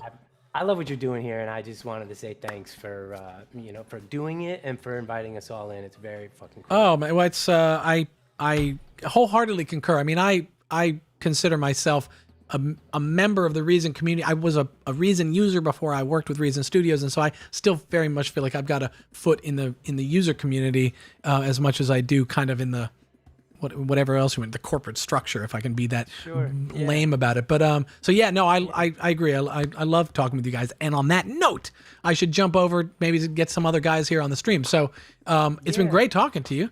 You too, brother. You know, I haven't done it yet, but I'll put that whole track if anyone wants to hear how it builds later. Yeah, I'll cool. put it on my SoundCloud.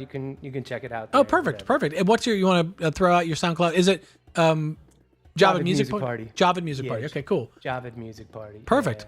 Yeah. Yeah, Link in the comments. post it up there. I'm sure people will show up, and if you guys do go listen to it, throw a comment and a like in there so he knows you came by too. So Appreciate it. awesome, cool, man. Well, I'll jump over to my gallery view. You can go ahead and mute your mic if you could, and let's see who else is out there.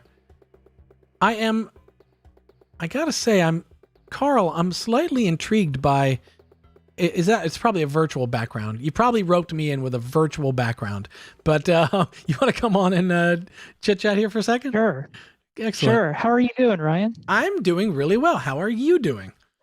I'm doing fine. You may not remember, but I met you several years ago. Oh boy.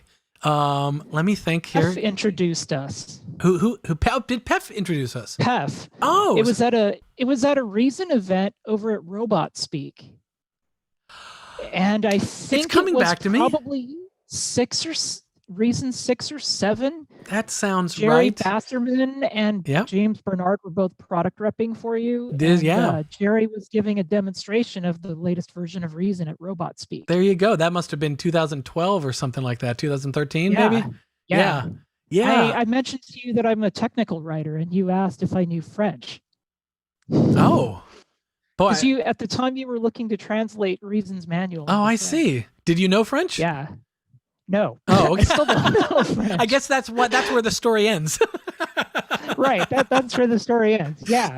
But it's true. yeah. That is actually the tricky thing is when you take what is technical writing in English and you try and get it translated, you get weird things, like, I mean, even Yeah. basic stuff like in the Reason Rack, if you're talking about, if I drag a player on top, suddenly the translation is going to have like the Spanish word for like, to play, and it's like, Right. no. That actually is literally, we need that to be player. Don't translate that word, So it can be Right. tricky. So finding someone that totally makes sense that I would have been asking you about that, because finding someone who understands technical writing, understands Reason, and knows another language is like, oh, it's perfect. I just hit my mic. Exactly. Yeah. Exactly. And it doesn't show up here, but I'm actually Esoteric Sound in the chat. Oh, are So- you? Oh, okay, cool. Okay. Yeah. I've seen you in there a bunch of times. Robot Speak. So you must be, are you Bay Area based or were at the time? I'm or? in Alameda, actually. Oh, get out of here. No, we could have I'm met on right Treasure across the Island. bay from you. That's right. Right, exactly. Oh my Yeah, gosh. I've been here. I moved to San Francisco from Southern California probably in 2009 Okay. to go finish my bachelor's degree at SF State. And Gotcha. then I took a job over in Livermore, so I didn't want to commute over the bridge. Yeah, every no, that's a single day. bummer commute. Yeah. Yeah. So since probably 2013, I've been living in Alameda. Gotcha. I've got a Yeah. buddy who's a jazz bass player, lives in Alameda, and it's, I sort of missed the window on, when the Bay was remotely affordable. I missed the window to Yes. like, that was the Yeah. time to jump into Alameda or to Oakland, and now it's like everything's Mhm. kind of gone so insane. It's like, all right, I guess I won't move to Alameda. I won't move anywhere. I'm just going to hunker down on my rent control. Well, there technically is an exodus, and rent percentages have gone down, but it's I still know. unaffordable. I know. Fingers crossed on this pandemic. Let's keep that exodus going. No, it's a terrible thing I to know, say. But pretty nuts. but yeah, no, that's true. There's certainly in the city here. It's a little bit disheartening and almost unnerving the way to be aware Yeah. of the exodus going on in the city right now. I mean, it's like so many tech workers came into the city, paid these astronomical rents for their places, and then all of a sudden it's like they're working remote, and it's like, well, if I'm going to work remote, I'm going to go back and live in North Carolina where my family is, and Right, And- exactly. so you started seeing Yeah, you're seeing entire apartments, people that were moving out, and they just literally like put their furniture by the nearest like telephone pole outside their building, and you just see these yeah. little Recology. Yeah. yeah. So it's- Ecology comes and picks it up. exactly. Yeah, exactly. Gotcha. Yeah, no, I moved to Alameda just at the tail end of affordability. Yeah, Like smart. 6 months after I moved here, rents just started like climbing up and up and Way up. to do it. So It's totally the way to do I it. can't even afford to move out of my current place if I wanted to. Right. Well, that's what I've said to people that in San Francisco, I've said that if I have to move, I have to move out of San Francisco. It's not that it's like, oh Right, man, I got to right. move. I'm gonna have to move to somewhere else in the Right. city. It's like, no, it's like, Right. I'm going to be neighbors with Javid up at the cabin in Exactly. Greater Well, Chicago. As Javid was describing, I currently live in an apartment where you can hear somebody putting their coffee cup down on a table. Yeah. So, you know. Yeah. It's So I definitely know that situation. it's quite the well. reality. It's the reality of apartment living that just is like such a bum out. But Yeah, but you know what what exactly. I've done in my place is, as much as I don't, I try and be cool. I don't blast music. I don't even have my monitors set up right now, my reference monitors. So I try to be Yeah. cool with that. But like I play acoustic guitar and banjo, and so I sort of just. There comes a point where like the people above me just moved in, and I just had this moment where I was like, okay, today's the day they're going to learn that they moved above a banjo player, because I'm not going to stop yeah, there's doing no that. way there's no way that thing can be quiet. No, it really is not. No, but the guys who used to yeah. live above me, they had a baby grand piano up there, and one of them was an opera singer, and I loved it. Like, I'd just be like sitting on my couch reading a book on the weekend or something, and all of a sudden you hear like, Right. and like it would, and he just went for it, and then one day I was playing some music, and I bumped into those guys in the hallway, and they were like, "Oh my God, we love the banjo," is what they said, and I said like, "That's cool, but is that a way of saying?" We can totally hear the banjo, just so you know, like, and they're like, no, we really love it. And I was like, okay, cool. And we sort of set up this sort of understanding, this like, I love when you guys play piano and sing. And if you're loving that I'm Yeah. playing music, then we don't have to sort of worry about our, simultaneous, Right. that noise Right. empathy that you feel, Well, if you have balconies, you could do a performance. You could do a lockdown performance. That's true. There was You a know? guy in the Castro here who, when the early days of lockdown, he used to go on his roof and play the bagpipes every night at sundown, and it Oh, became like a nice. thing. And there were Yeah. articles about it, and there were people going like, oh, just our luck. We're locked down. There's a pandemic, and there's a guy playing bagpipes every night. And I was like, no, I love that. But yeah. Yeah.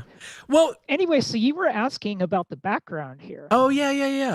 Well, yeah. I'm curious So about that it. is a Soviet era wire recorder. Wire recorder. Oh, that is amazing. Yeah, so it was used during the Cold War, and I didn't even know about this until this gentleman by the name of Heinbach. He's a YouTuber, and he does a whole lot of like weird music using test equipment and stuff like that. And it's stuff I'm really getting into. Oh yeah. He ended up working with the VST company Audio Thing, and they developed this as a VST that models how the wire recorder. Oh, works. interesting. So for people that Yeah. don't know this, this is it may be, I mean, as much as we think of magnetic tape as a vintage, like, sort of that magnetic plastic tape as a sort of vintage thing, that actually came relatively late into the early era of recording. And so before that, people would have to, you either were cutting direct to acetate or shellac, and vinyl and stuff like that. Or if you wanted a kind of cassette format, they would have these wire recorders, and it was literally a coil of wire, and they would magnetize the particles onto it. The big problem with those wire recorders, as I understand them, is that it wasn't, the magnetism didn't exactly hold super great to the wire. So you could knock No. auditory information off if you jostled it, or if you put it in your backpack and you were, trudging somewhere in the World War II, you could end up Yeah. with a far degraded wire by the time you got to your destination. Yeah, exactly. And this thing will degrade sound. Like as the VST, if you throw it on as an insert effect, Yeah. it will totally degrade like anything you throw into it. And Oh, it right. sounds fantastic. That is So, cool. That's part of that perfectionist second rate concept of, Yeah, exactly. make it sound worse to exactly. make it sound better. Yeah, that's crazy. Exactly. But I got to say, I love, just the little sort of like touch of that it says microphone on it instead of microphone. I mean, obviously Right, it's exactly. German, But And there's some Easter eggs in the VST that if you click on the actual reels, they sampled some of the original recordings from the Reich. Oh my Shit gosh. was used in Russia and Germany for spy activities. Wow. And they sampled bits of conversation in German. And so in the VST, if you touch the reel, it'll trigger a sample from something. That is a weird, almost dark Easter egg to put into your. Yeah, so that's crazy. It's pretty cool. It's a pretty cool VST. Wow, cool. You know? As much as I love Reason, Audio Thing makes really great stuff. So. Yeah. No, I mean, I think we don't play favorites here. We all love all things. So I was going to ask. So speaking of Reason and things that might have been made in Reason, do you have a sound file in the Dropbox? So I didn't upload one for today, but I can link my Bandcamp page in the YouTube chat, and cool. I also entered a couple of tracks in the Reason 1 song contest. Oh, great. Okay, I'll keep my eye out for those as well. Yeah. So I started with Reason 2.5. Okay. And actually, I had gone in the 90s. I had moved to Seattle to go to the Art Institute because I wanted to record Alice in Chains as a career choice. Right. It's a good city to have picked. It was kind of a poor life choice. I wasn't quite prepared for the instability of being a recording engineer. Well, and I mean, of course, this was pre PC becoming like the powerful enough to record. Yeah, right. So by the time 95, 96 hit and you could start recording stuff onto computer, recording studios started closing. Yep. You also couple that with the fact that the Art Institute had a pretty bad reputation.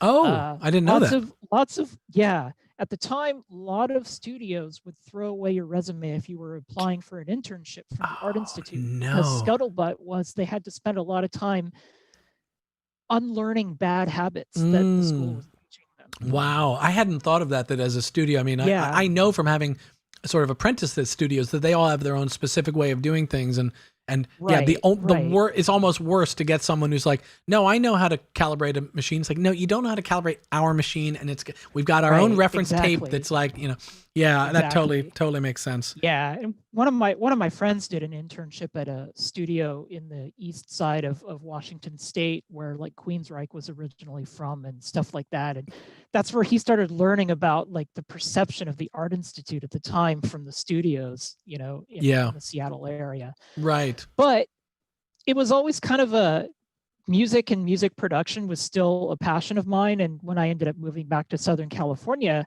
I was going to give it up. And then I was working for a company and I befriended a guy who was kind of into electronic music as a hobby. And I went over to his place and he showed me Reason 2.0. And I fell in love with it. I was like, okay, this is exactly what I learned on at the Art Institute. This looks like the mixing this looks like a hardware console. Yeah. I mean, you guys, we didn't have the SSL at the time, but I was like, okay, this looks like what I learned on. Right. And so, of course, I spent the first 2 years making really crappy stuff. Only 2 years. That's great. Congratulations. Only 2 years. Yeah. I sort of had to relearn. Like I took a foundation knowledge of audio recording and I just tried to translate that into the Reason environment. And it wasn't fits and starts. Yeah. Not everything was a one-to-one correlation for me at that time, but over the 2 years, I got better and better and better. Making music and music writing, I found out over the course of several years where my focus is and what the stuff I'm good at is versus what I'm not good at. Like when I started, I was really trying to make Depeche Mode. Oh, okay. And as much as I love Depeche Mode, I am not like good at standard verse, chorus, bridge. You know, I grew up playing trumpet and I know like a little bit of music theory, but not really enough to call myself a true musician or songwriter, whatever that means. Sure. But I really got into more ambient and atmospheric stuff. And like my love of the X-Files, the soundtrack to the X-Files is one of the things that I really also wanted to try making inside of Reason. Yeah, right. Okay. Gotcha. That's sort of it's harkening back a little bit to CGI Joe's stuff that he had with sort of that, sort of synth, very visual based synth stuff. Yeah. That makes total sense. Lately I've been getting into watching a lot of like modular stuff, like Euro Rack. stuff. And there's a guy out of Europe called Azure State, which he makes incredibly cool stuff. And through him and Adam Fielding, Yep. I'm finding like bits and pieces of their techniques start fitting into the style that I create. And Oh, cool. my music has actually gotten better. I imagine And you've got Complex One then, if you're getting into that I do stuff? have Complex One. I submitted a couple of patches for that. Oh, great, cool. Yeah. And I must say, before players, stuff that I was producing sounded, you could tell I wasn't like quite like within, struggling to figure out where to go melodically in the key. But after interesting. players came along, it's like cheating, but I'll take it. That's what I do on live streams. Is I always use players on live stream. But if I'm not on a live stream, I don't mind the wrong notes. But if I'm on a live stream, it's like I don't have time to find the right scale. I'm just gonna, because I'm not a keyboard. If I were on one of my main instruments, I'd be okay. But keyboard, not so much.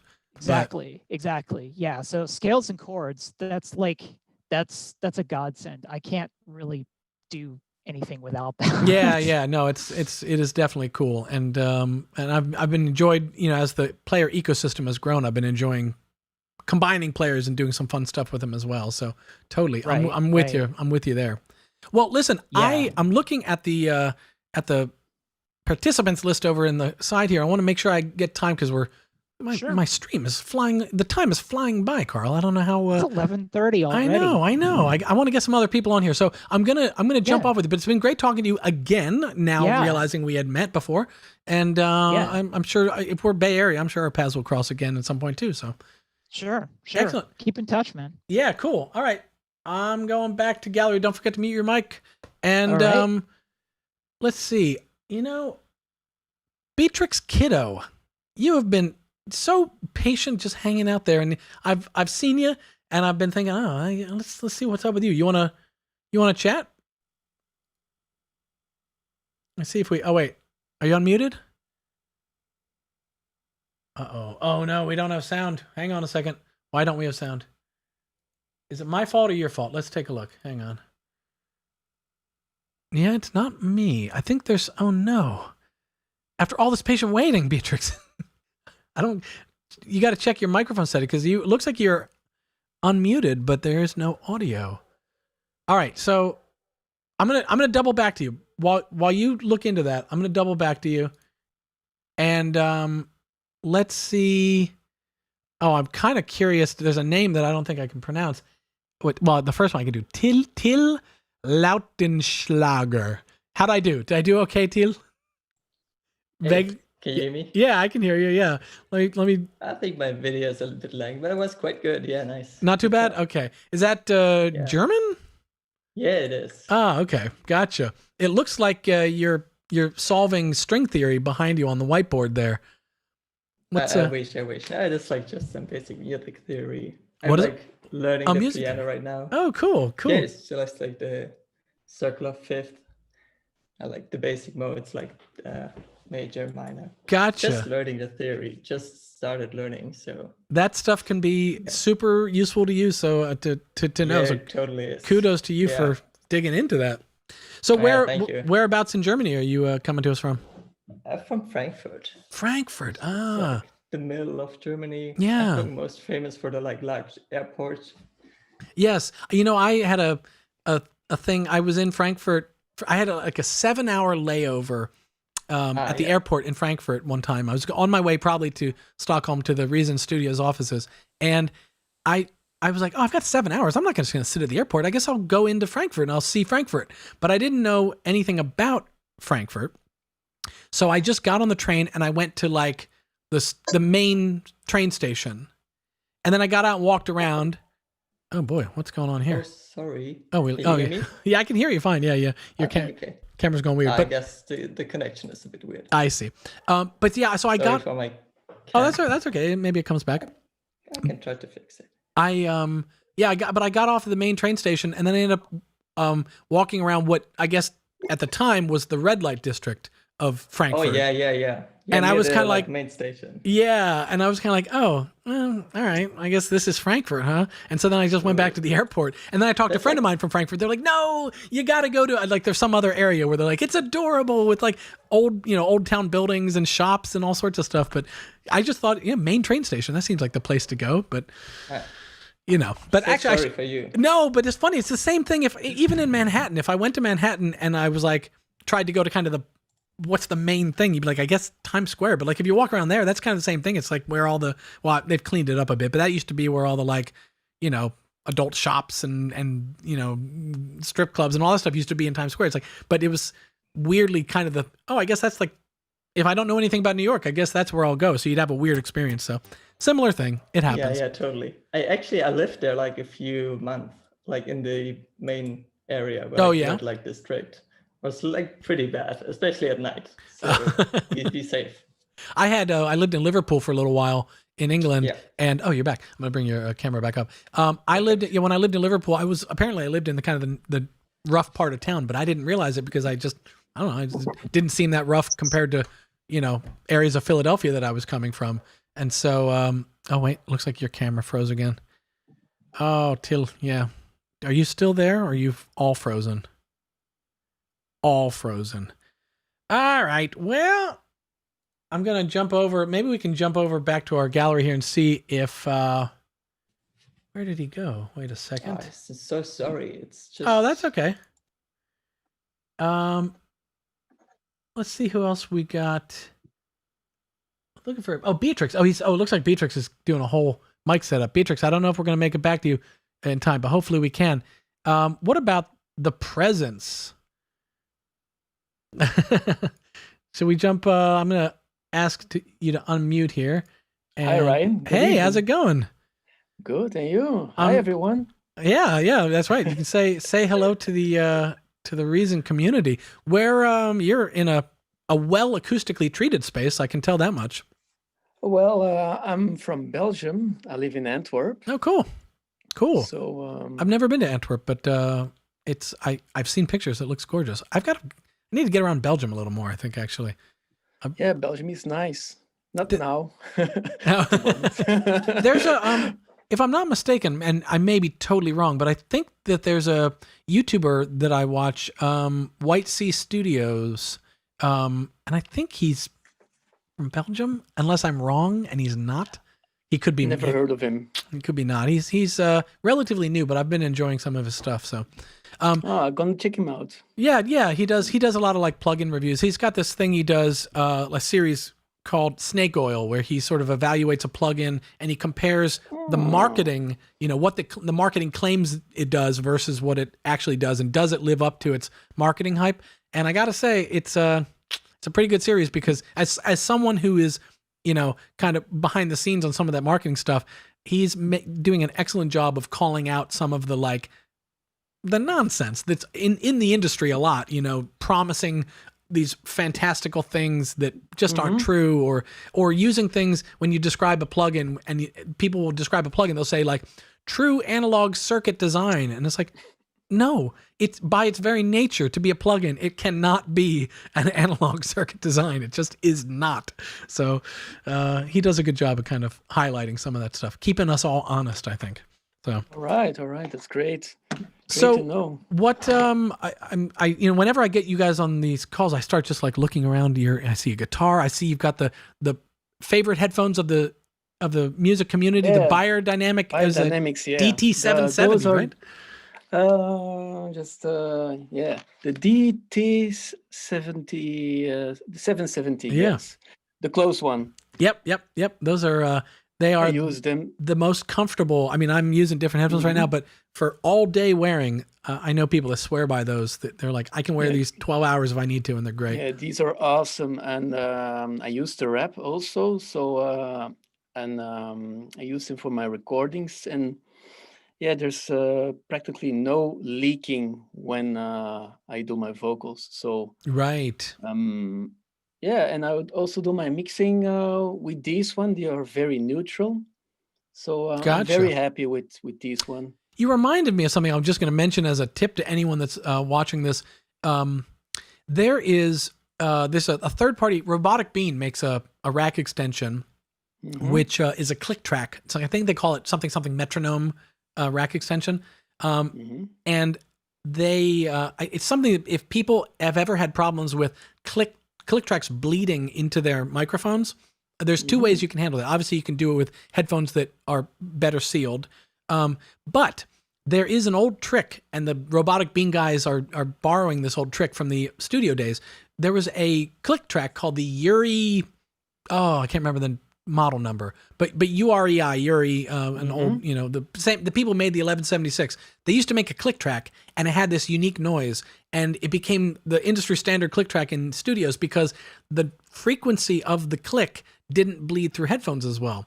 And so anyway, this is just a totally random tip for anyone watching that has problems, with, they'll do like a lot of times if I play acoustic guitar and I strum the last note, all of a sudden you hear tick, tick, tick, tick, and it's like, damn it. That's quite annoying. Yeah. So that's great. It's a good little click to have. But well, so what? Tell me a little bit about your music and the kind of stuff that you do. And have you put a track in the folder for us to check out too? No, I didn't. I was very busy. No, but first of all, I wanted to say congrats for 20 years of Reason. Yeah, thank you. I started with Reason 3 back in 2006 or 7. And the funny thing was, I got version 3 through a friend of mine. And when he opened up Reason, he was explaining, you can flip the rack around and do all the cabling. And I was like, oh my God, what the hell is that? So I took it home, and I didn't touch it for, I think, for a year. And I met a producer in my area. And when I was at his home, I saw his computer, and I saw a lot of recent projects. And I was thinking by myself, maybe he has made a lot of stuff, so maybe I would take a look, And I fired up Reason and started messing around, and things started to flow, and I was having fun. Right. I was at that moment. I was also checking out Cubase's and FL Studio and Ableton, but I sticked with Reason as it had. It had everything in the box. It had samples, it had instruments.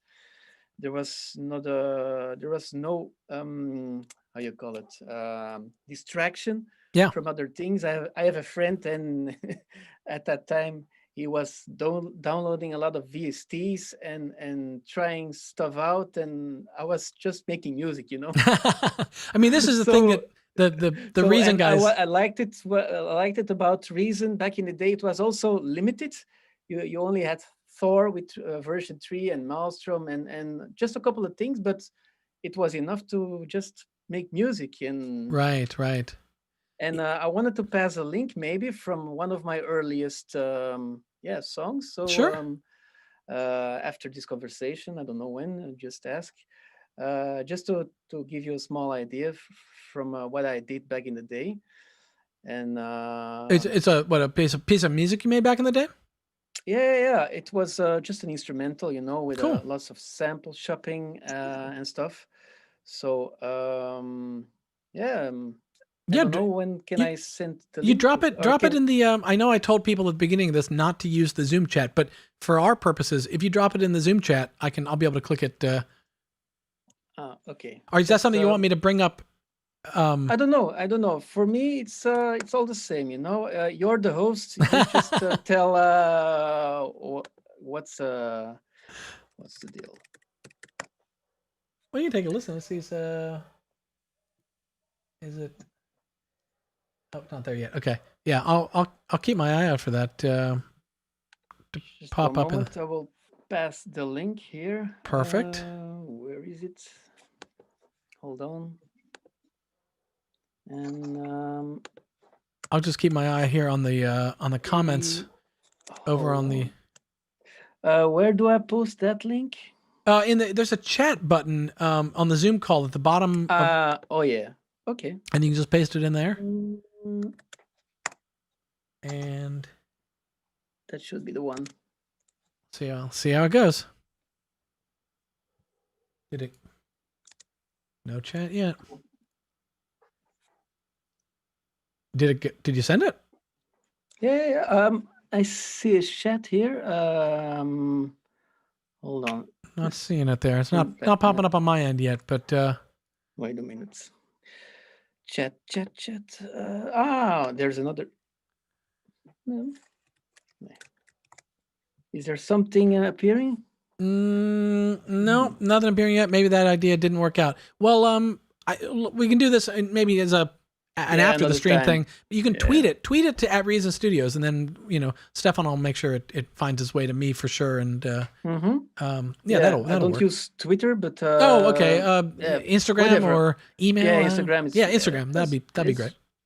All right. Cool. Well, listen. I was gonna say I want to as our time is quickly wrapping up here. I want to try and get certainly back to Beatrix. If your mic is working, you want to give me a thumbs up. Oh, thumbs up. Okay, yeah, we got a thumbs up there. Okay, so I want to make sure I get back to him as well. So I'm gonna jump over here, but it's been great chatting. Mm-hmm. And thank you very much, Ryan. How do you say have a good day in Flemish? Nog een prettige dag verder. I'm not even going to remotely attempt that. But it was great talking to you, Ryan. Absolutely. Cool, man. All right, take care. I'm going to jump over to Beatrix here. Go ahead and mute your mic if you could again. Great. And let's see. I'm going to click the ask to unmute. And I'm going to replace the pin. And there we go. We made it. We arrived. Yeah, we made it. How you doing? I'm fine. And you? I am good. Where are you coming to us from? Coming from Switzerland, Geneva. Nice. Europe. Yes. Gotcha. Switzerland is the most expensive, boring pair of pants I've ever bought. Was at the Switzerland airport because they lost my luggage. I was flying into Switzerland to film something. They lost my luggage. I was filming at a club. I knew they had a dress code, and I was like, oh, now I got to get a pair of pants. So I went to or trousers, I guess. And pants means something else to the UK audience, so don't say trousers. But I went to the airport, and I didn't understand the exchange rate. I was like, oh, whatever. They said a number. I paid for it in Swiss francs, and then I looked at my statement afterwards, and I was like, Jesus, I just bought like a $300 pair of like just gray, boring pants. Oh my God. Yeah. Yeah.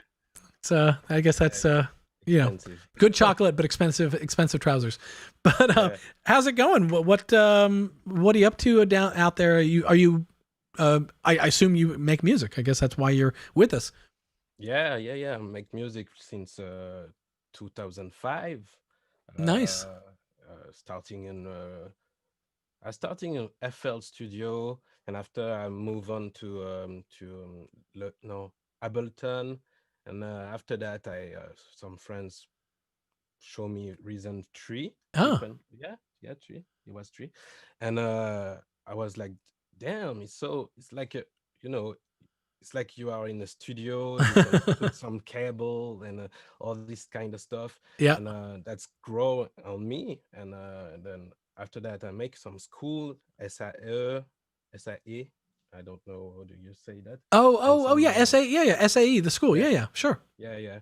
And I was like this, it's basically the same in Reason than in Yes.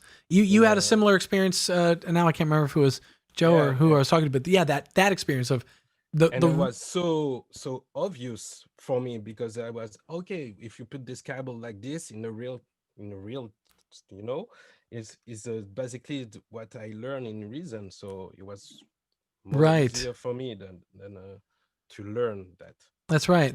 Yeah, that's cool. The wonderful nature of a cable is that it's only got two ends. It has to go from somewhere to somewhere, and it can do nothing else in between. And so that's sort of that's obviously, Reason didn't invent that concept, but bringing it to computer music was definitely a breakthrough, I think, for a lot of people's approach to understanding wiring and not right clicking or not control clicking things, but no, just cable it up. You know where you want it to go, just plug it in.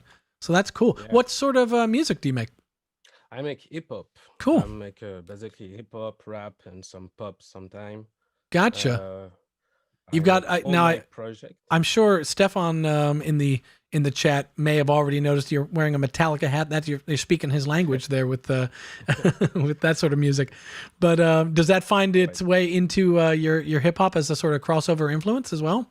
Sort of the Yeah, I basically inspired by all kind of stuff, genre, and music. So like rock, the ADM music, classic music. awesome. I try to learn to everything to blend to my hip hop song or some rap song or some pop song that Awesome. I make.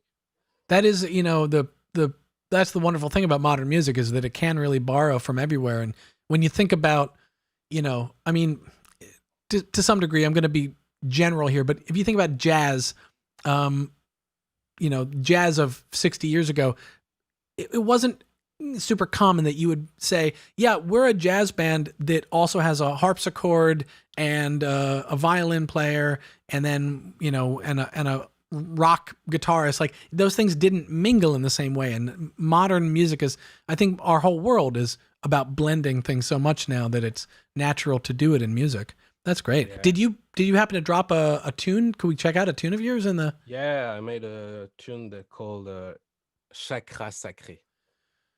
I'm gonna butcher that if I try and say it, but I'm gonna try and say it anyway. But I want to see it. Let's see, what is that? That's not the start. What's the start of the file name? Chakra. Thank you. But wait, I'm not seeing it. Is it under? Does the file name begin with your artist name or? No, I don't think. Maybe. No, they're just the Chakra Sacré. I am staring and finding it nowhere, but that doesn't mean it's not here. It just means I'm not seeing it. There's a lot of people have sent in some stuff, so let me see. I'm just going to read slowly. Oh yeah, got it. Ah, perfect. Yep. Hang on a second. There's nothing more interesting than the audience watching me read. But okay, I found it. Yes. So chakra, is it sacré? That's how you would say it? I mean, that's not how you would say it, but Sacré. Sacré. I can't do it. It's hard enough. I've had to learn Swedish to work with the Swedes. It's hard enough with that one. I can't add French. But all right, let's take a listen to your tune here. All right, here it is. Désolé, je vous ai fait attendre. Je regarde mon compte en banque, ça me détend. J'ai repris enfin le flambeau. Regarde comme je nage, le crawl. T'essayes de faire preuve de maturité. Regarde, il t'observe, tu fail. Y a-t-il une leçon que t'as captée? À force de payer, tu payes. Tous ces négros sont des jaloux. Ils espèrent nous mettre des cailloux. Pas les pattes sur tout mon empire. Recule un peu, ils vont souffrir. Y'a beaucoup de tirs croisés entre nous. C'est plus le temps pour une interview. Bitch, fais ma valise pour mon rendez-vous. Je prépare des uppercuts au rendez-vous. Et quel est l'avenir? Quel est l'avenir que je dessine? Quand je montre des photos, ils montrent des photos de leurs kids. Moi je montre des vlogs de mes beats. Disque d'or et puis mes prices. La vie est pleine de surprises. Une dernière photo, allez cheese. Ainsi me voilà. Débarque super fake de contact ému. Qu'on met sur le front. Qu'on n'oublie pas quelques gouttes sur mon bus. Peuvent voir le champagne. Qu'on s'asseye à table. Hop hop par là. Bou, bou, bou,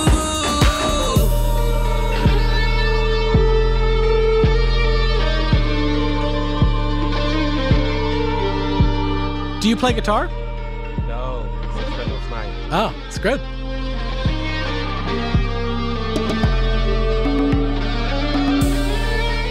I mean, this sounds fantastic. I love. There's something, as someone who grew up with sort of American. I think I'm safe in saying that I grew up in American hip hop culture, which was sort of the original birthplace of, sort of the coming out of New York, the early hip hop scene of the five boroughs. And then as hip hop developed in the States, I've gotten so used to American hip hop and the sound of rapping in English. Just you rap in a certain way in that language. And I love any time I hear rap in a a language that's not English, because you guys have to approach it. The cadence is different. The rhymes are obviously different. The whole thing. And so like I've heard rappers in Japanese and French and stuff, and it's just so interesting to hear when you're working with a different set of words. So it makes sense, but it's cool to hear. That's fantastic. Really fantastic. Thank you. Yeah, and everybody, I'm gonna share some comments that we're getting in here on the chat here. The strings says the song is fire. Damn those strings, says Jamlet Entertainment. Synth Creep says this is epic. I agree. Kanye on acid. That's one comment. That's kind of a cool.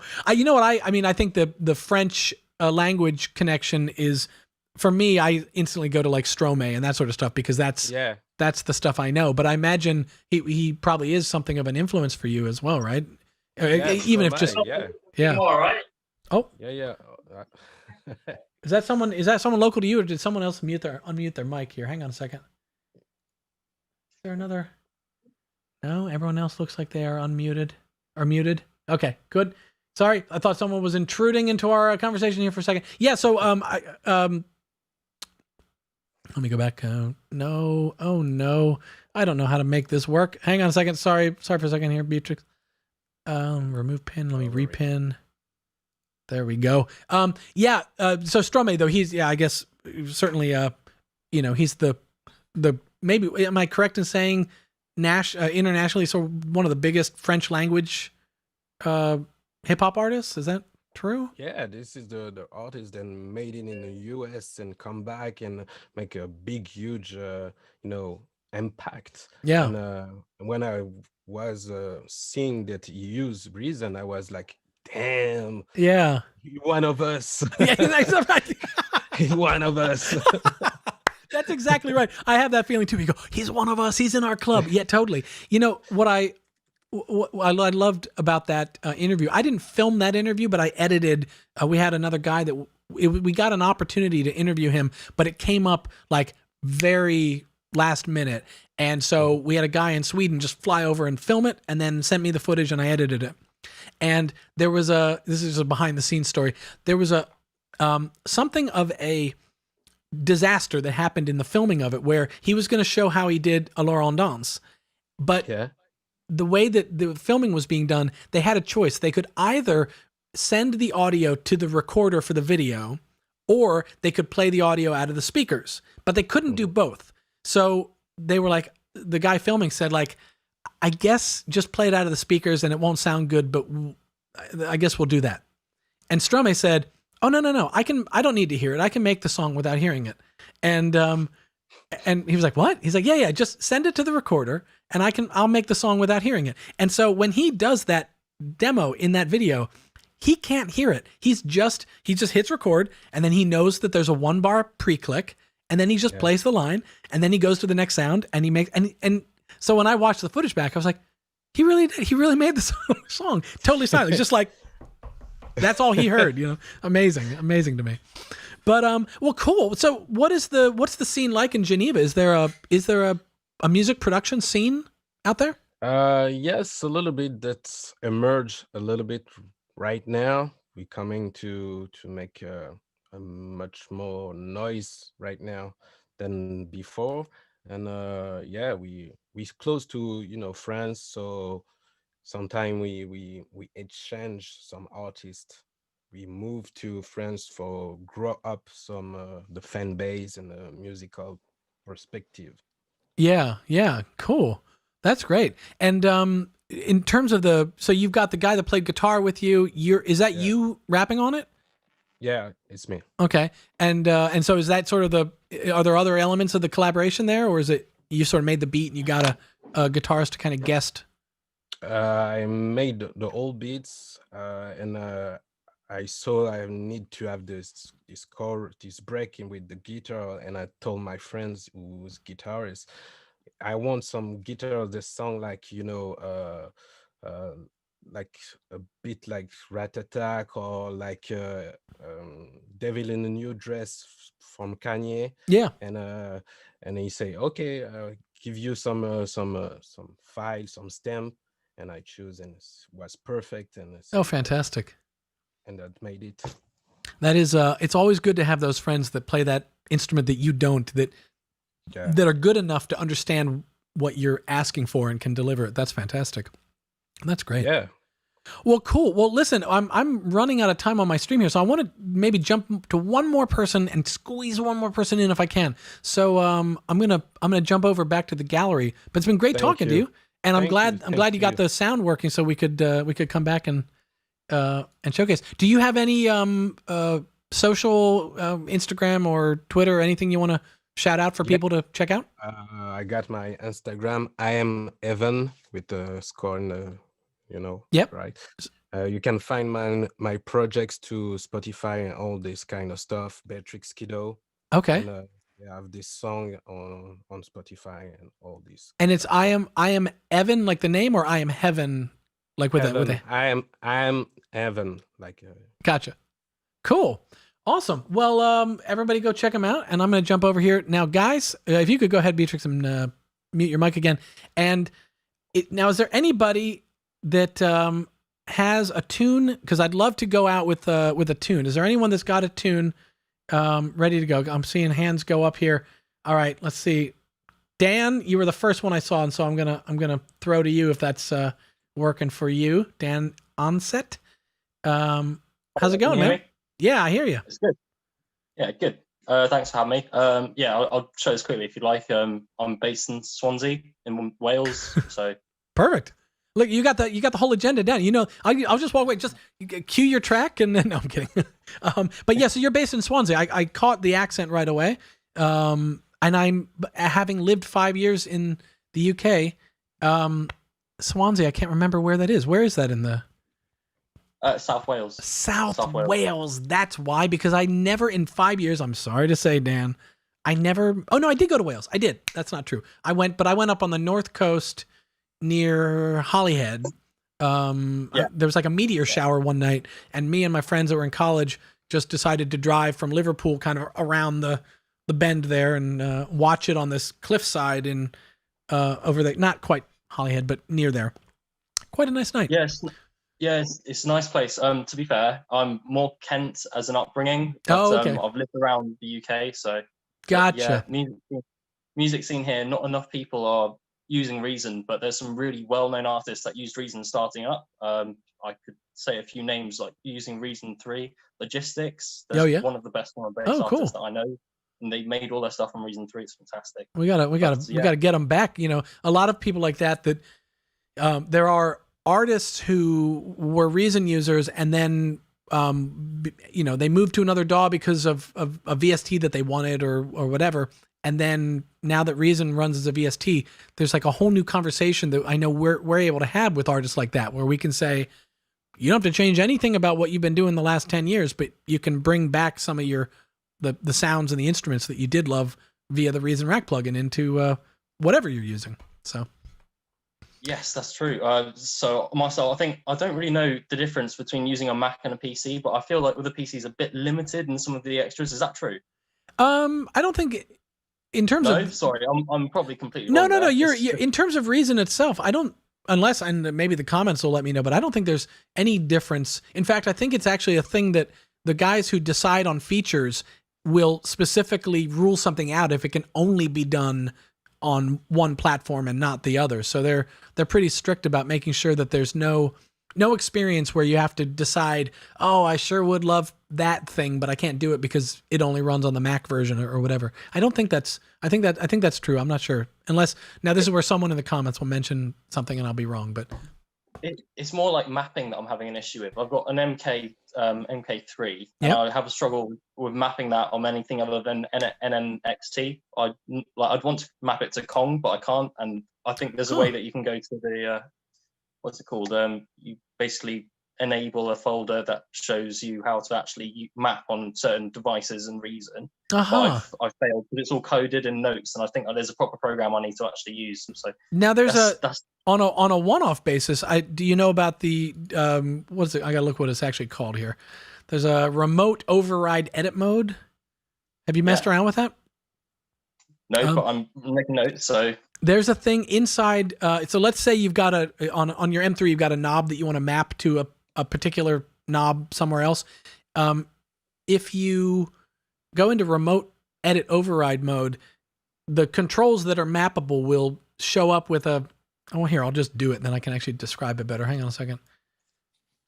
I would show you live on screen, but I probably have things that are betas that I can't actually share my screen right now. But if I go to remote override edit mode, let me see here.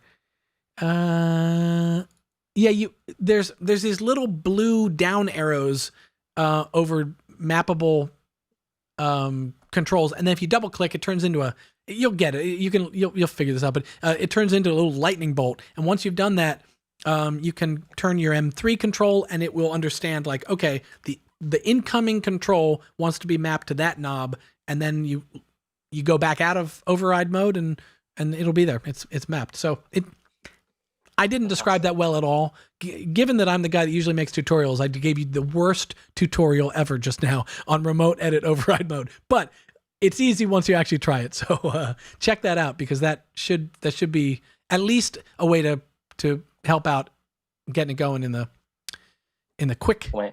Yeah. Yeah, thanks, man. Your videos more than anything have helped me out with mastering and just knowing how to balance. So I created templates more or less from how you're using it. So cool. Pretty useful. Oh, that's great. Thanks, man.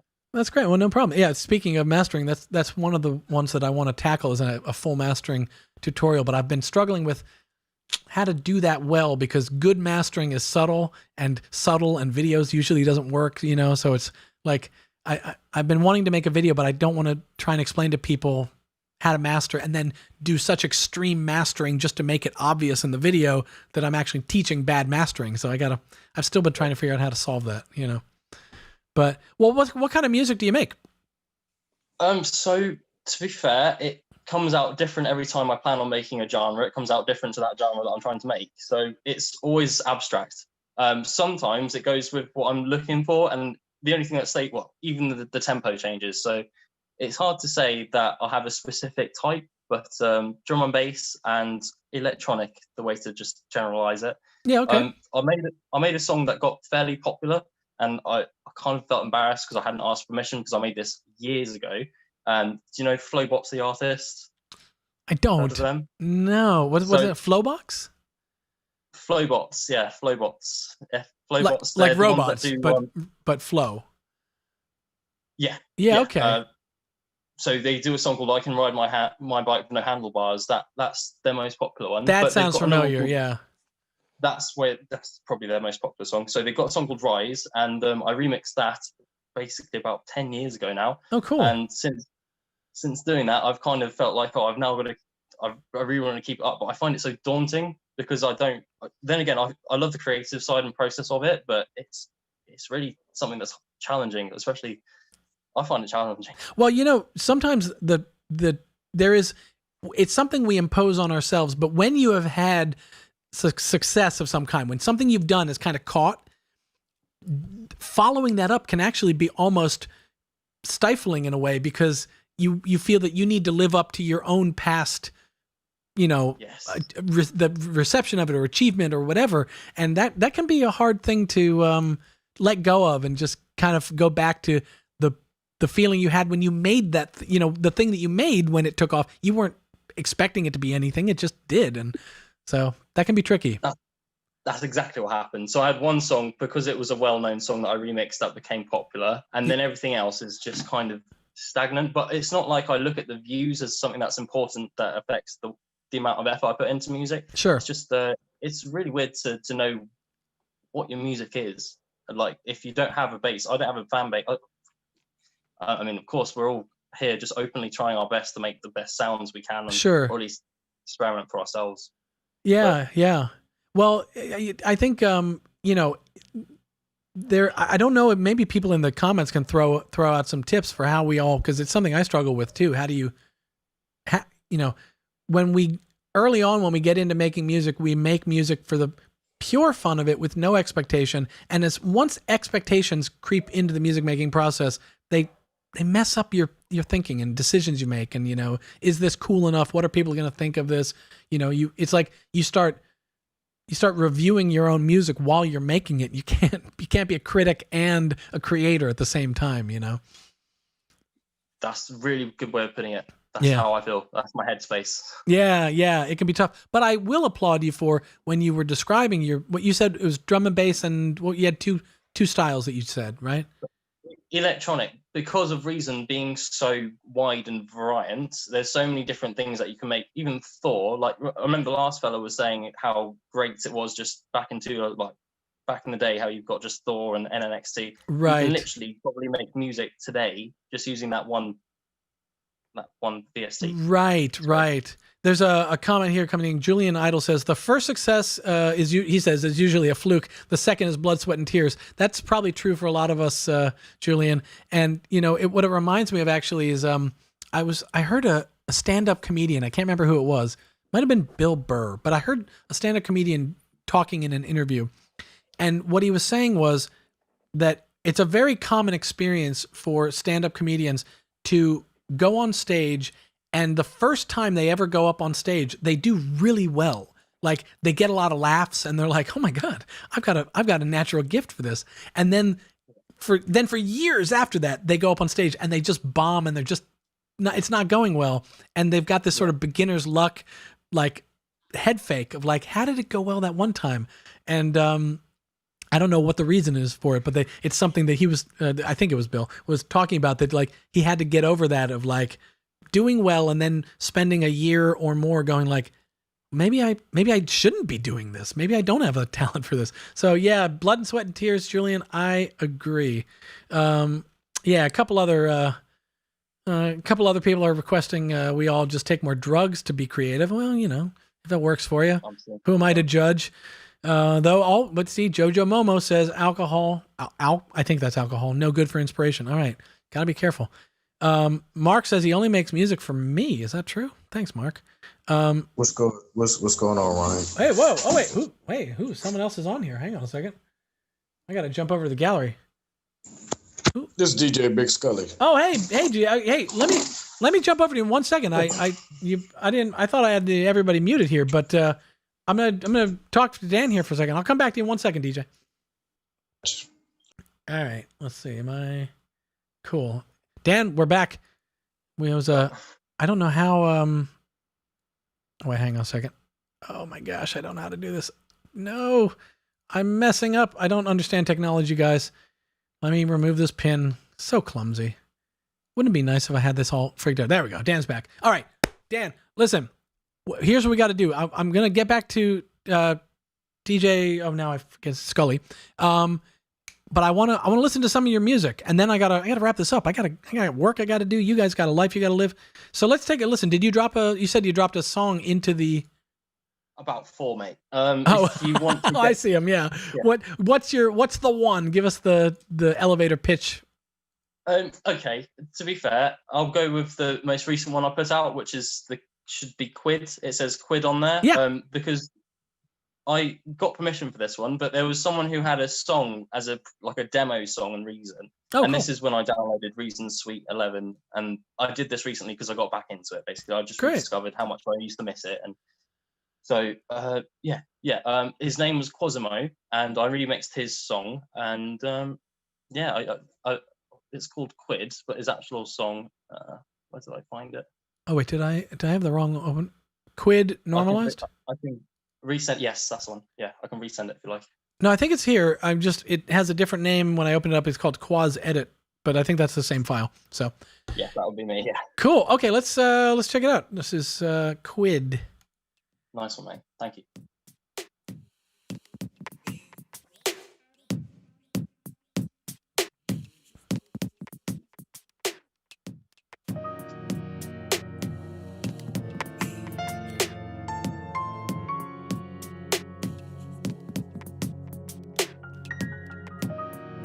Dan, in the interest of time, I'm going to just jump ahead a little bit just to... Hang on 1 second. That was not a good edit, but okay, there we go.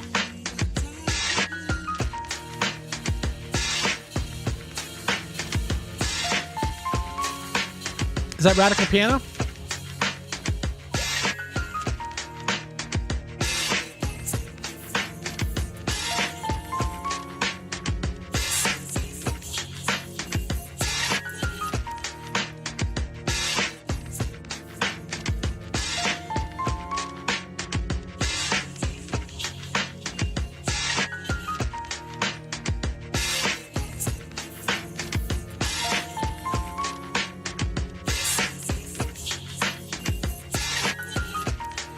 Are these your vocals or his vocals? His vocals. Cool. Yeah. I like the combo of the drums with that piano. You know, it's a sort of lilting piano, but with a really kind of powerful beat behind it. That's nice. Yeah. So I was asking, that's Radical Piano doing the piano, or is that one of the other? To be honest, with this one, it's an edit because a lot of the actual sounds Yeah. I literally just changed. I mean, normally I make my own melodies. That's one that I wanted to use an example because it was just funny how Yeah. I got the permission of someone who was actually like, you know, in the demos. It was just nice to Gotcha. feel like you can do that kind of thing. You can just reach out. Gotcha. Reach out. Very cool. Well, listen, I'm gonna jump over. I gotta wrap up here, so I'm gonna jump over, and if DJ Big Scully is around, I'm gonna get him back on here. But it's been great talking to you, Dan, and thanks for sharing. I'm still here. Oh, hey. Okay, hang on, man. Hang on one time. Nice one. Take care, Dan. All right, let's see here. DJ Big Scully, you somehow circumvented the. Oh, wait a second. Let me unpin Dan. There we go. You're in. I thought I had it set up so that calls automatically muted on once they joined, but clearly that was not the case. Welcome to the show. You managed. Yeah, I actually came in just in case anyone had any engineering questions. Oh, yeah. I assume that means you're an engineer? Yeah, I do. I engineer. I also DJ, do a bunch of mixing and mastering. Gotcha. You know, pretty much I'm like a one-stop shop for anything musically. Nice. Well, listen, guys in the comments, if you have any engineering questions, you heard it here. Throw them into the chat here. We're going to be wrapping up momentarily, but yeah, throw out some. If you got any questions, certainly throw them out. So, are you?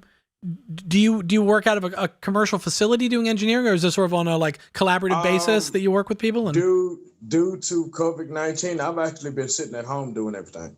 Yeah, it's not a bad place to be doing it. That's what we're all doing, really. So yeah. I don't blame you. And what's weird is I had to do some self-reflection, and I'm like, dude, you haven't DJ'd in the club all year. Right. I have not stepped foot in a club since February.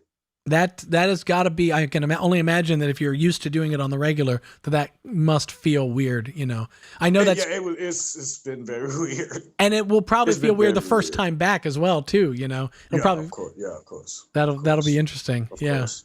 Well, listen, as an engineer, maybe then, what is the? I'll throw you one question. What is the most common engineering? What's the one thing anyone can start doing today that would have the biggest improvement on their mixing? I would say learn from others. Okay. Ask questions. There is no such thing as the wrong answer. Ask questions from others that may know or may not know. Yeah. Because if you take 10 people and you ask 10 people the same question, out of those 10, maybe 3 of them will have the correct answer. Gotcha. You know, yeah, it's you know what, that's a really great tip. I think that I know on the music side, I came up as an engineer and a musician. As an engineer, I did that. I was happy to ask questions to anyone that would answer them for me. And on the music side, I didn't. On the music side, I just would wonder. I'd go, how do people do that? And then I would just sit and wonder about it. And I never actually got the answers. So I learned my engineering far faster and better than I did my my music. So that's great. There was let me see if there's any other questions that are popping up here. This one. Yeah, here's one. Jojo Momo says, a DJ versus a producer, what is the difference? And since you're both, I'm not a producer. A producer is a person that makes beats. Period. That's all they do is make beats. A DJ is just a DJ. All I need is 2 turntables and a microphone. Right. 2 turntables. No, I don't even need the microphone. Throw it in the trash. That's right. I don't even need it. It's a waste of time. All I need is 2 turntables and a mixer, and that's it. Yeah.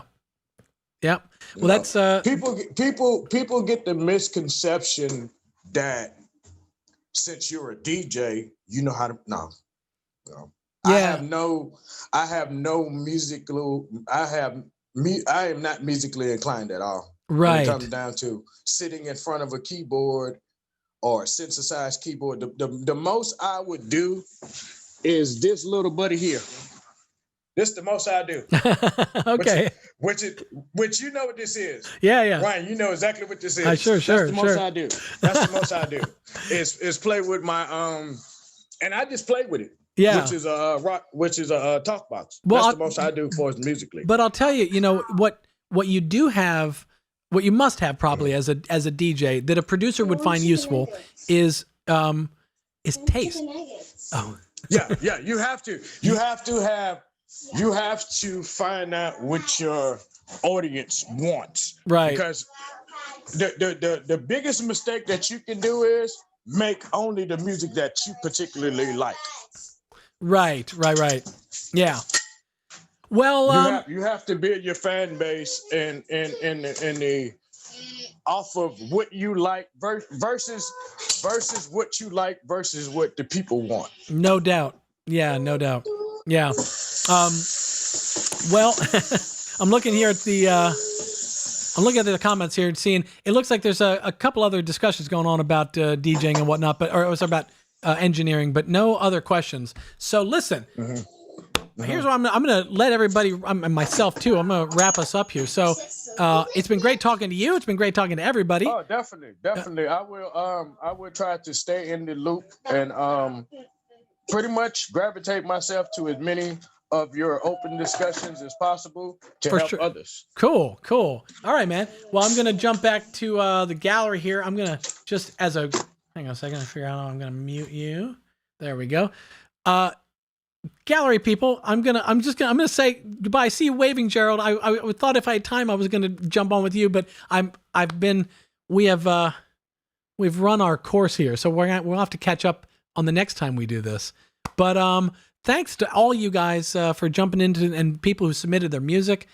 It's an act of courage and bravery to put your music out there, and I appreciate it as someone who does it on the regular as well. I know that sometimes it takes a little okay, I hope people receive this well, and you all did a fantastic job. So thanks to all who jumped into the Zoom. And you know what I'm going to do here? I'm going to pick one more at random. Here's what I'm going to do. Just for you Zoom guys, jump back over to YouTube because I'm going to end this Zoom call now, and I'm going to wrap up on the stream. So I'll see you guys. But I'm going to open up one more. It'll be our outro music. Let's see if we can find one that somebody submitted. Looking at here. Okay, this one caught my eye, so I'm going to open this one up, and this will be our outro music, hopefully. Hopefully I've chosen wisely. Looks like Myron or Miran X with a tune called A Few Details. And he tells us at 85 BPM. Everybody get your samplers ready. I'm kidding. But here, let's check out a little bit of this, and then we'll use it as our outro. A few details. A few details. Cool. A few details.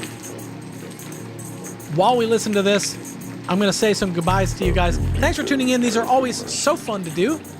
And I had fun with you guys in the chat, you guys in the Zoom.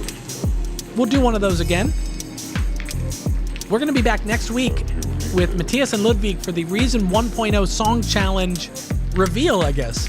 We're going to play some of the tunes that you guys made using just Reason 1 devices.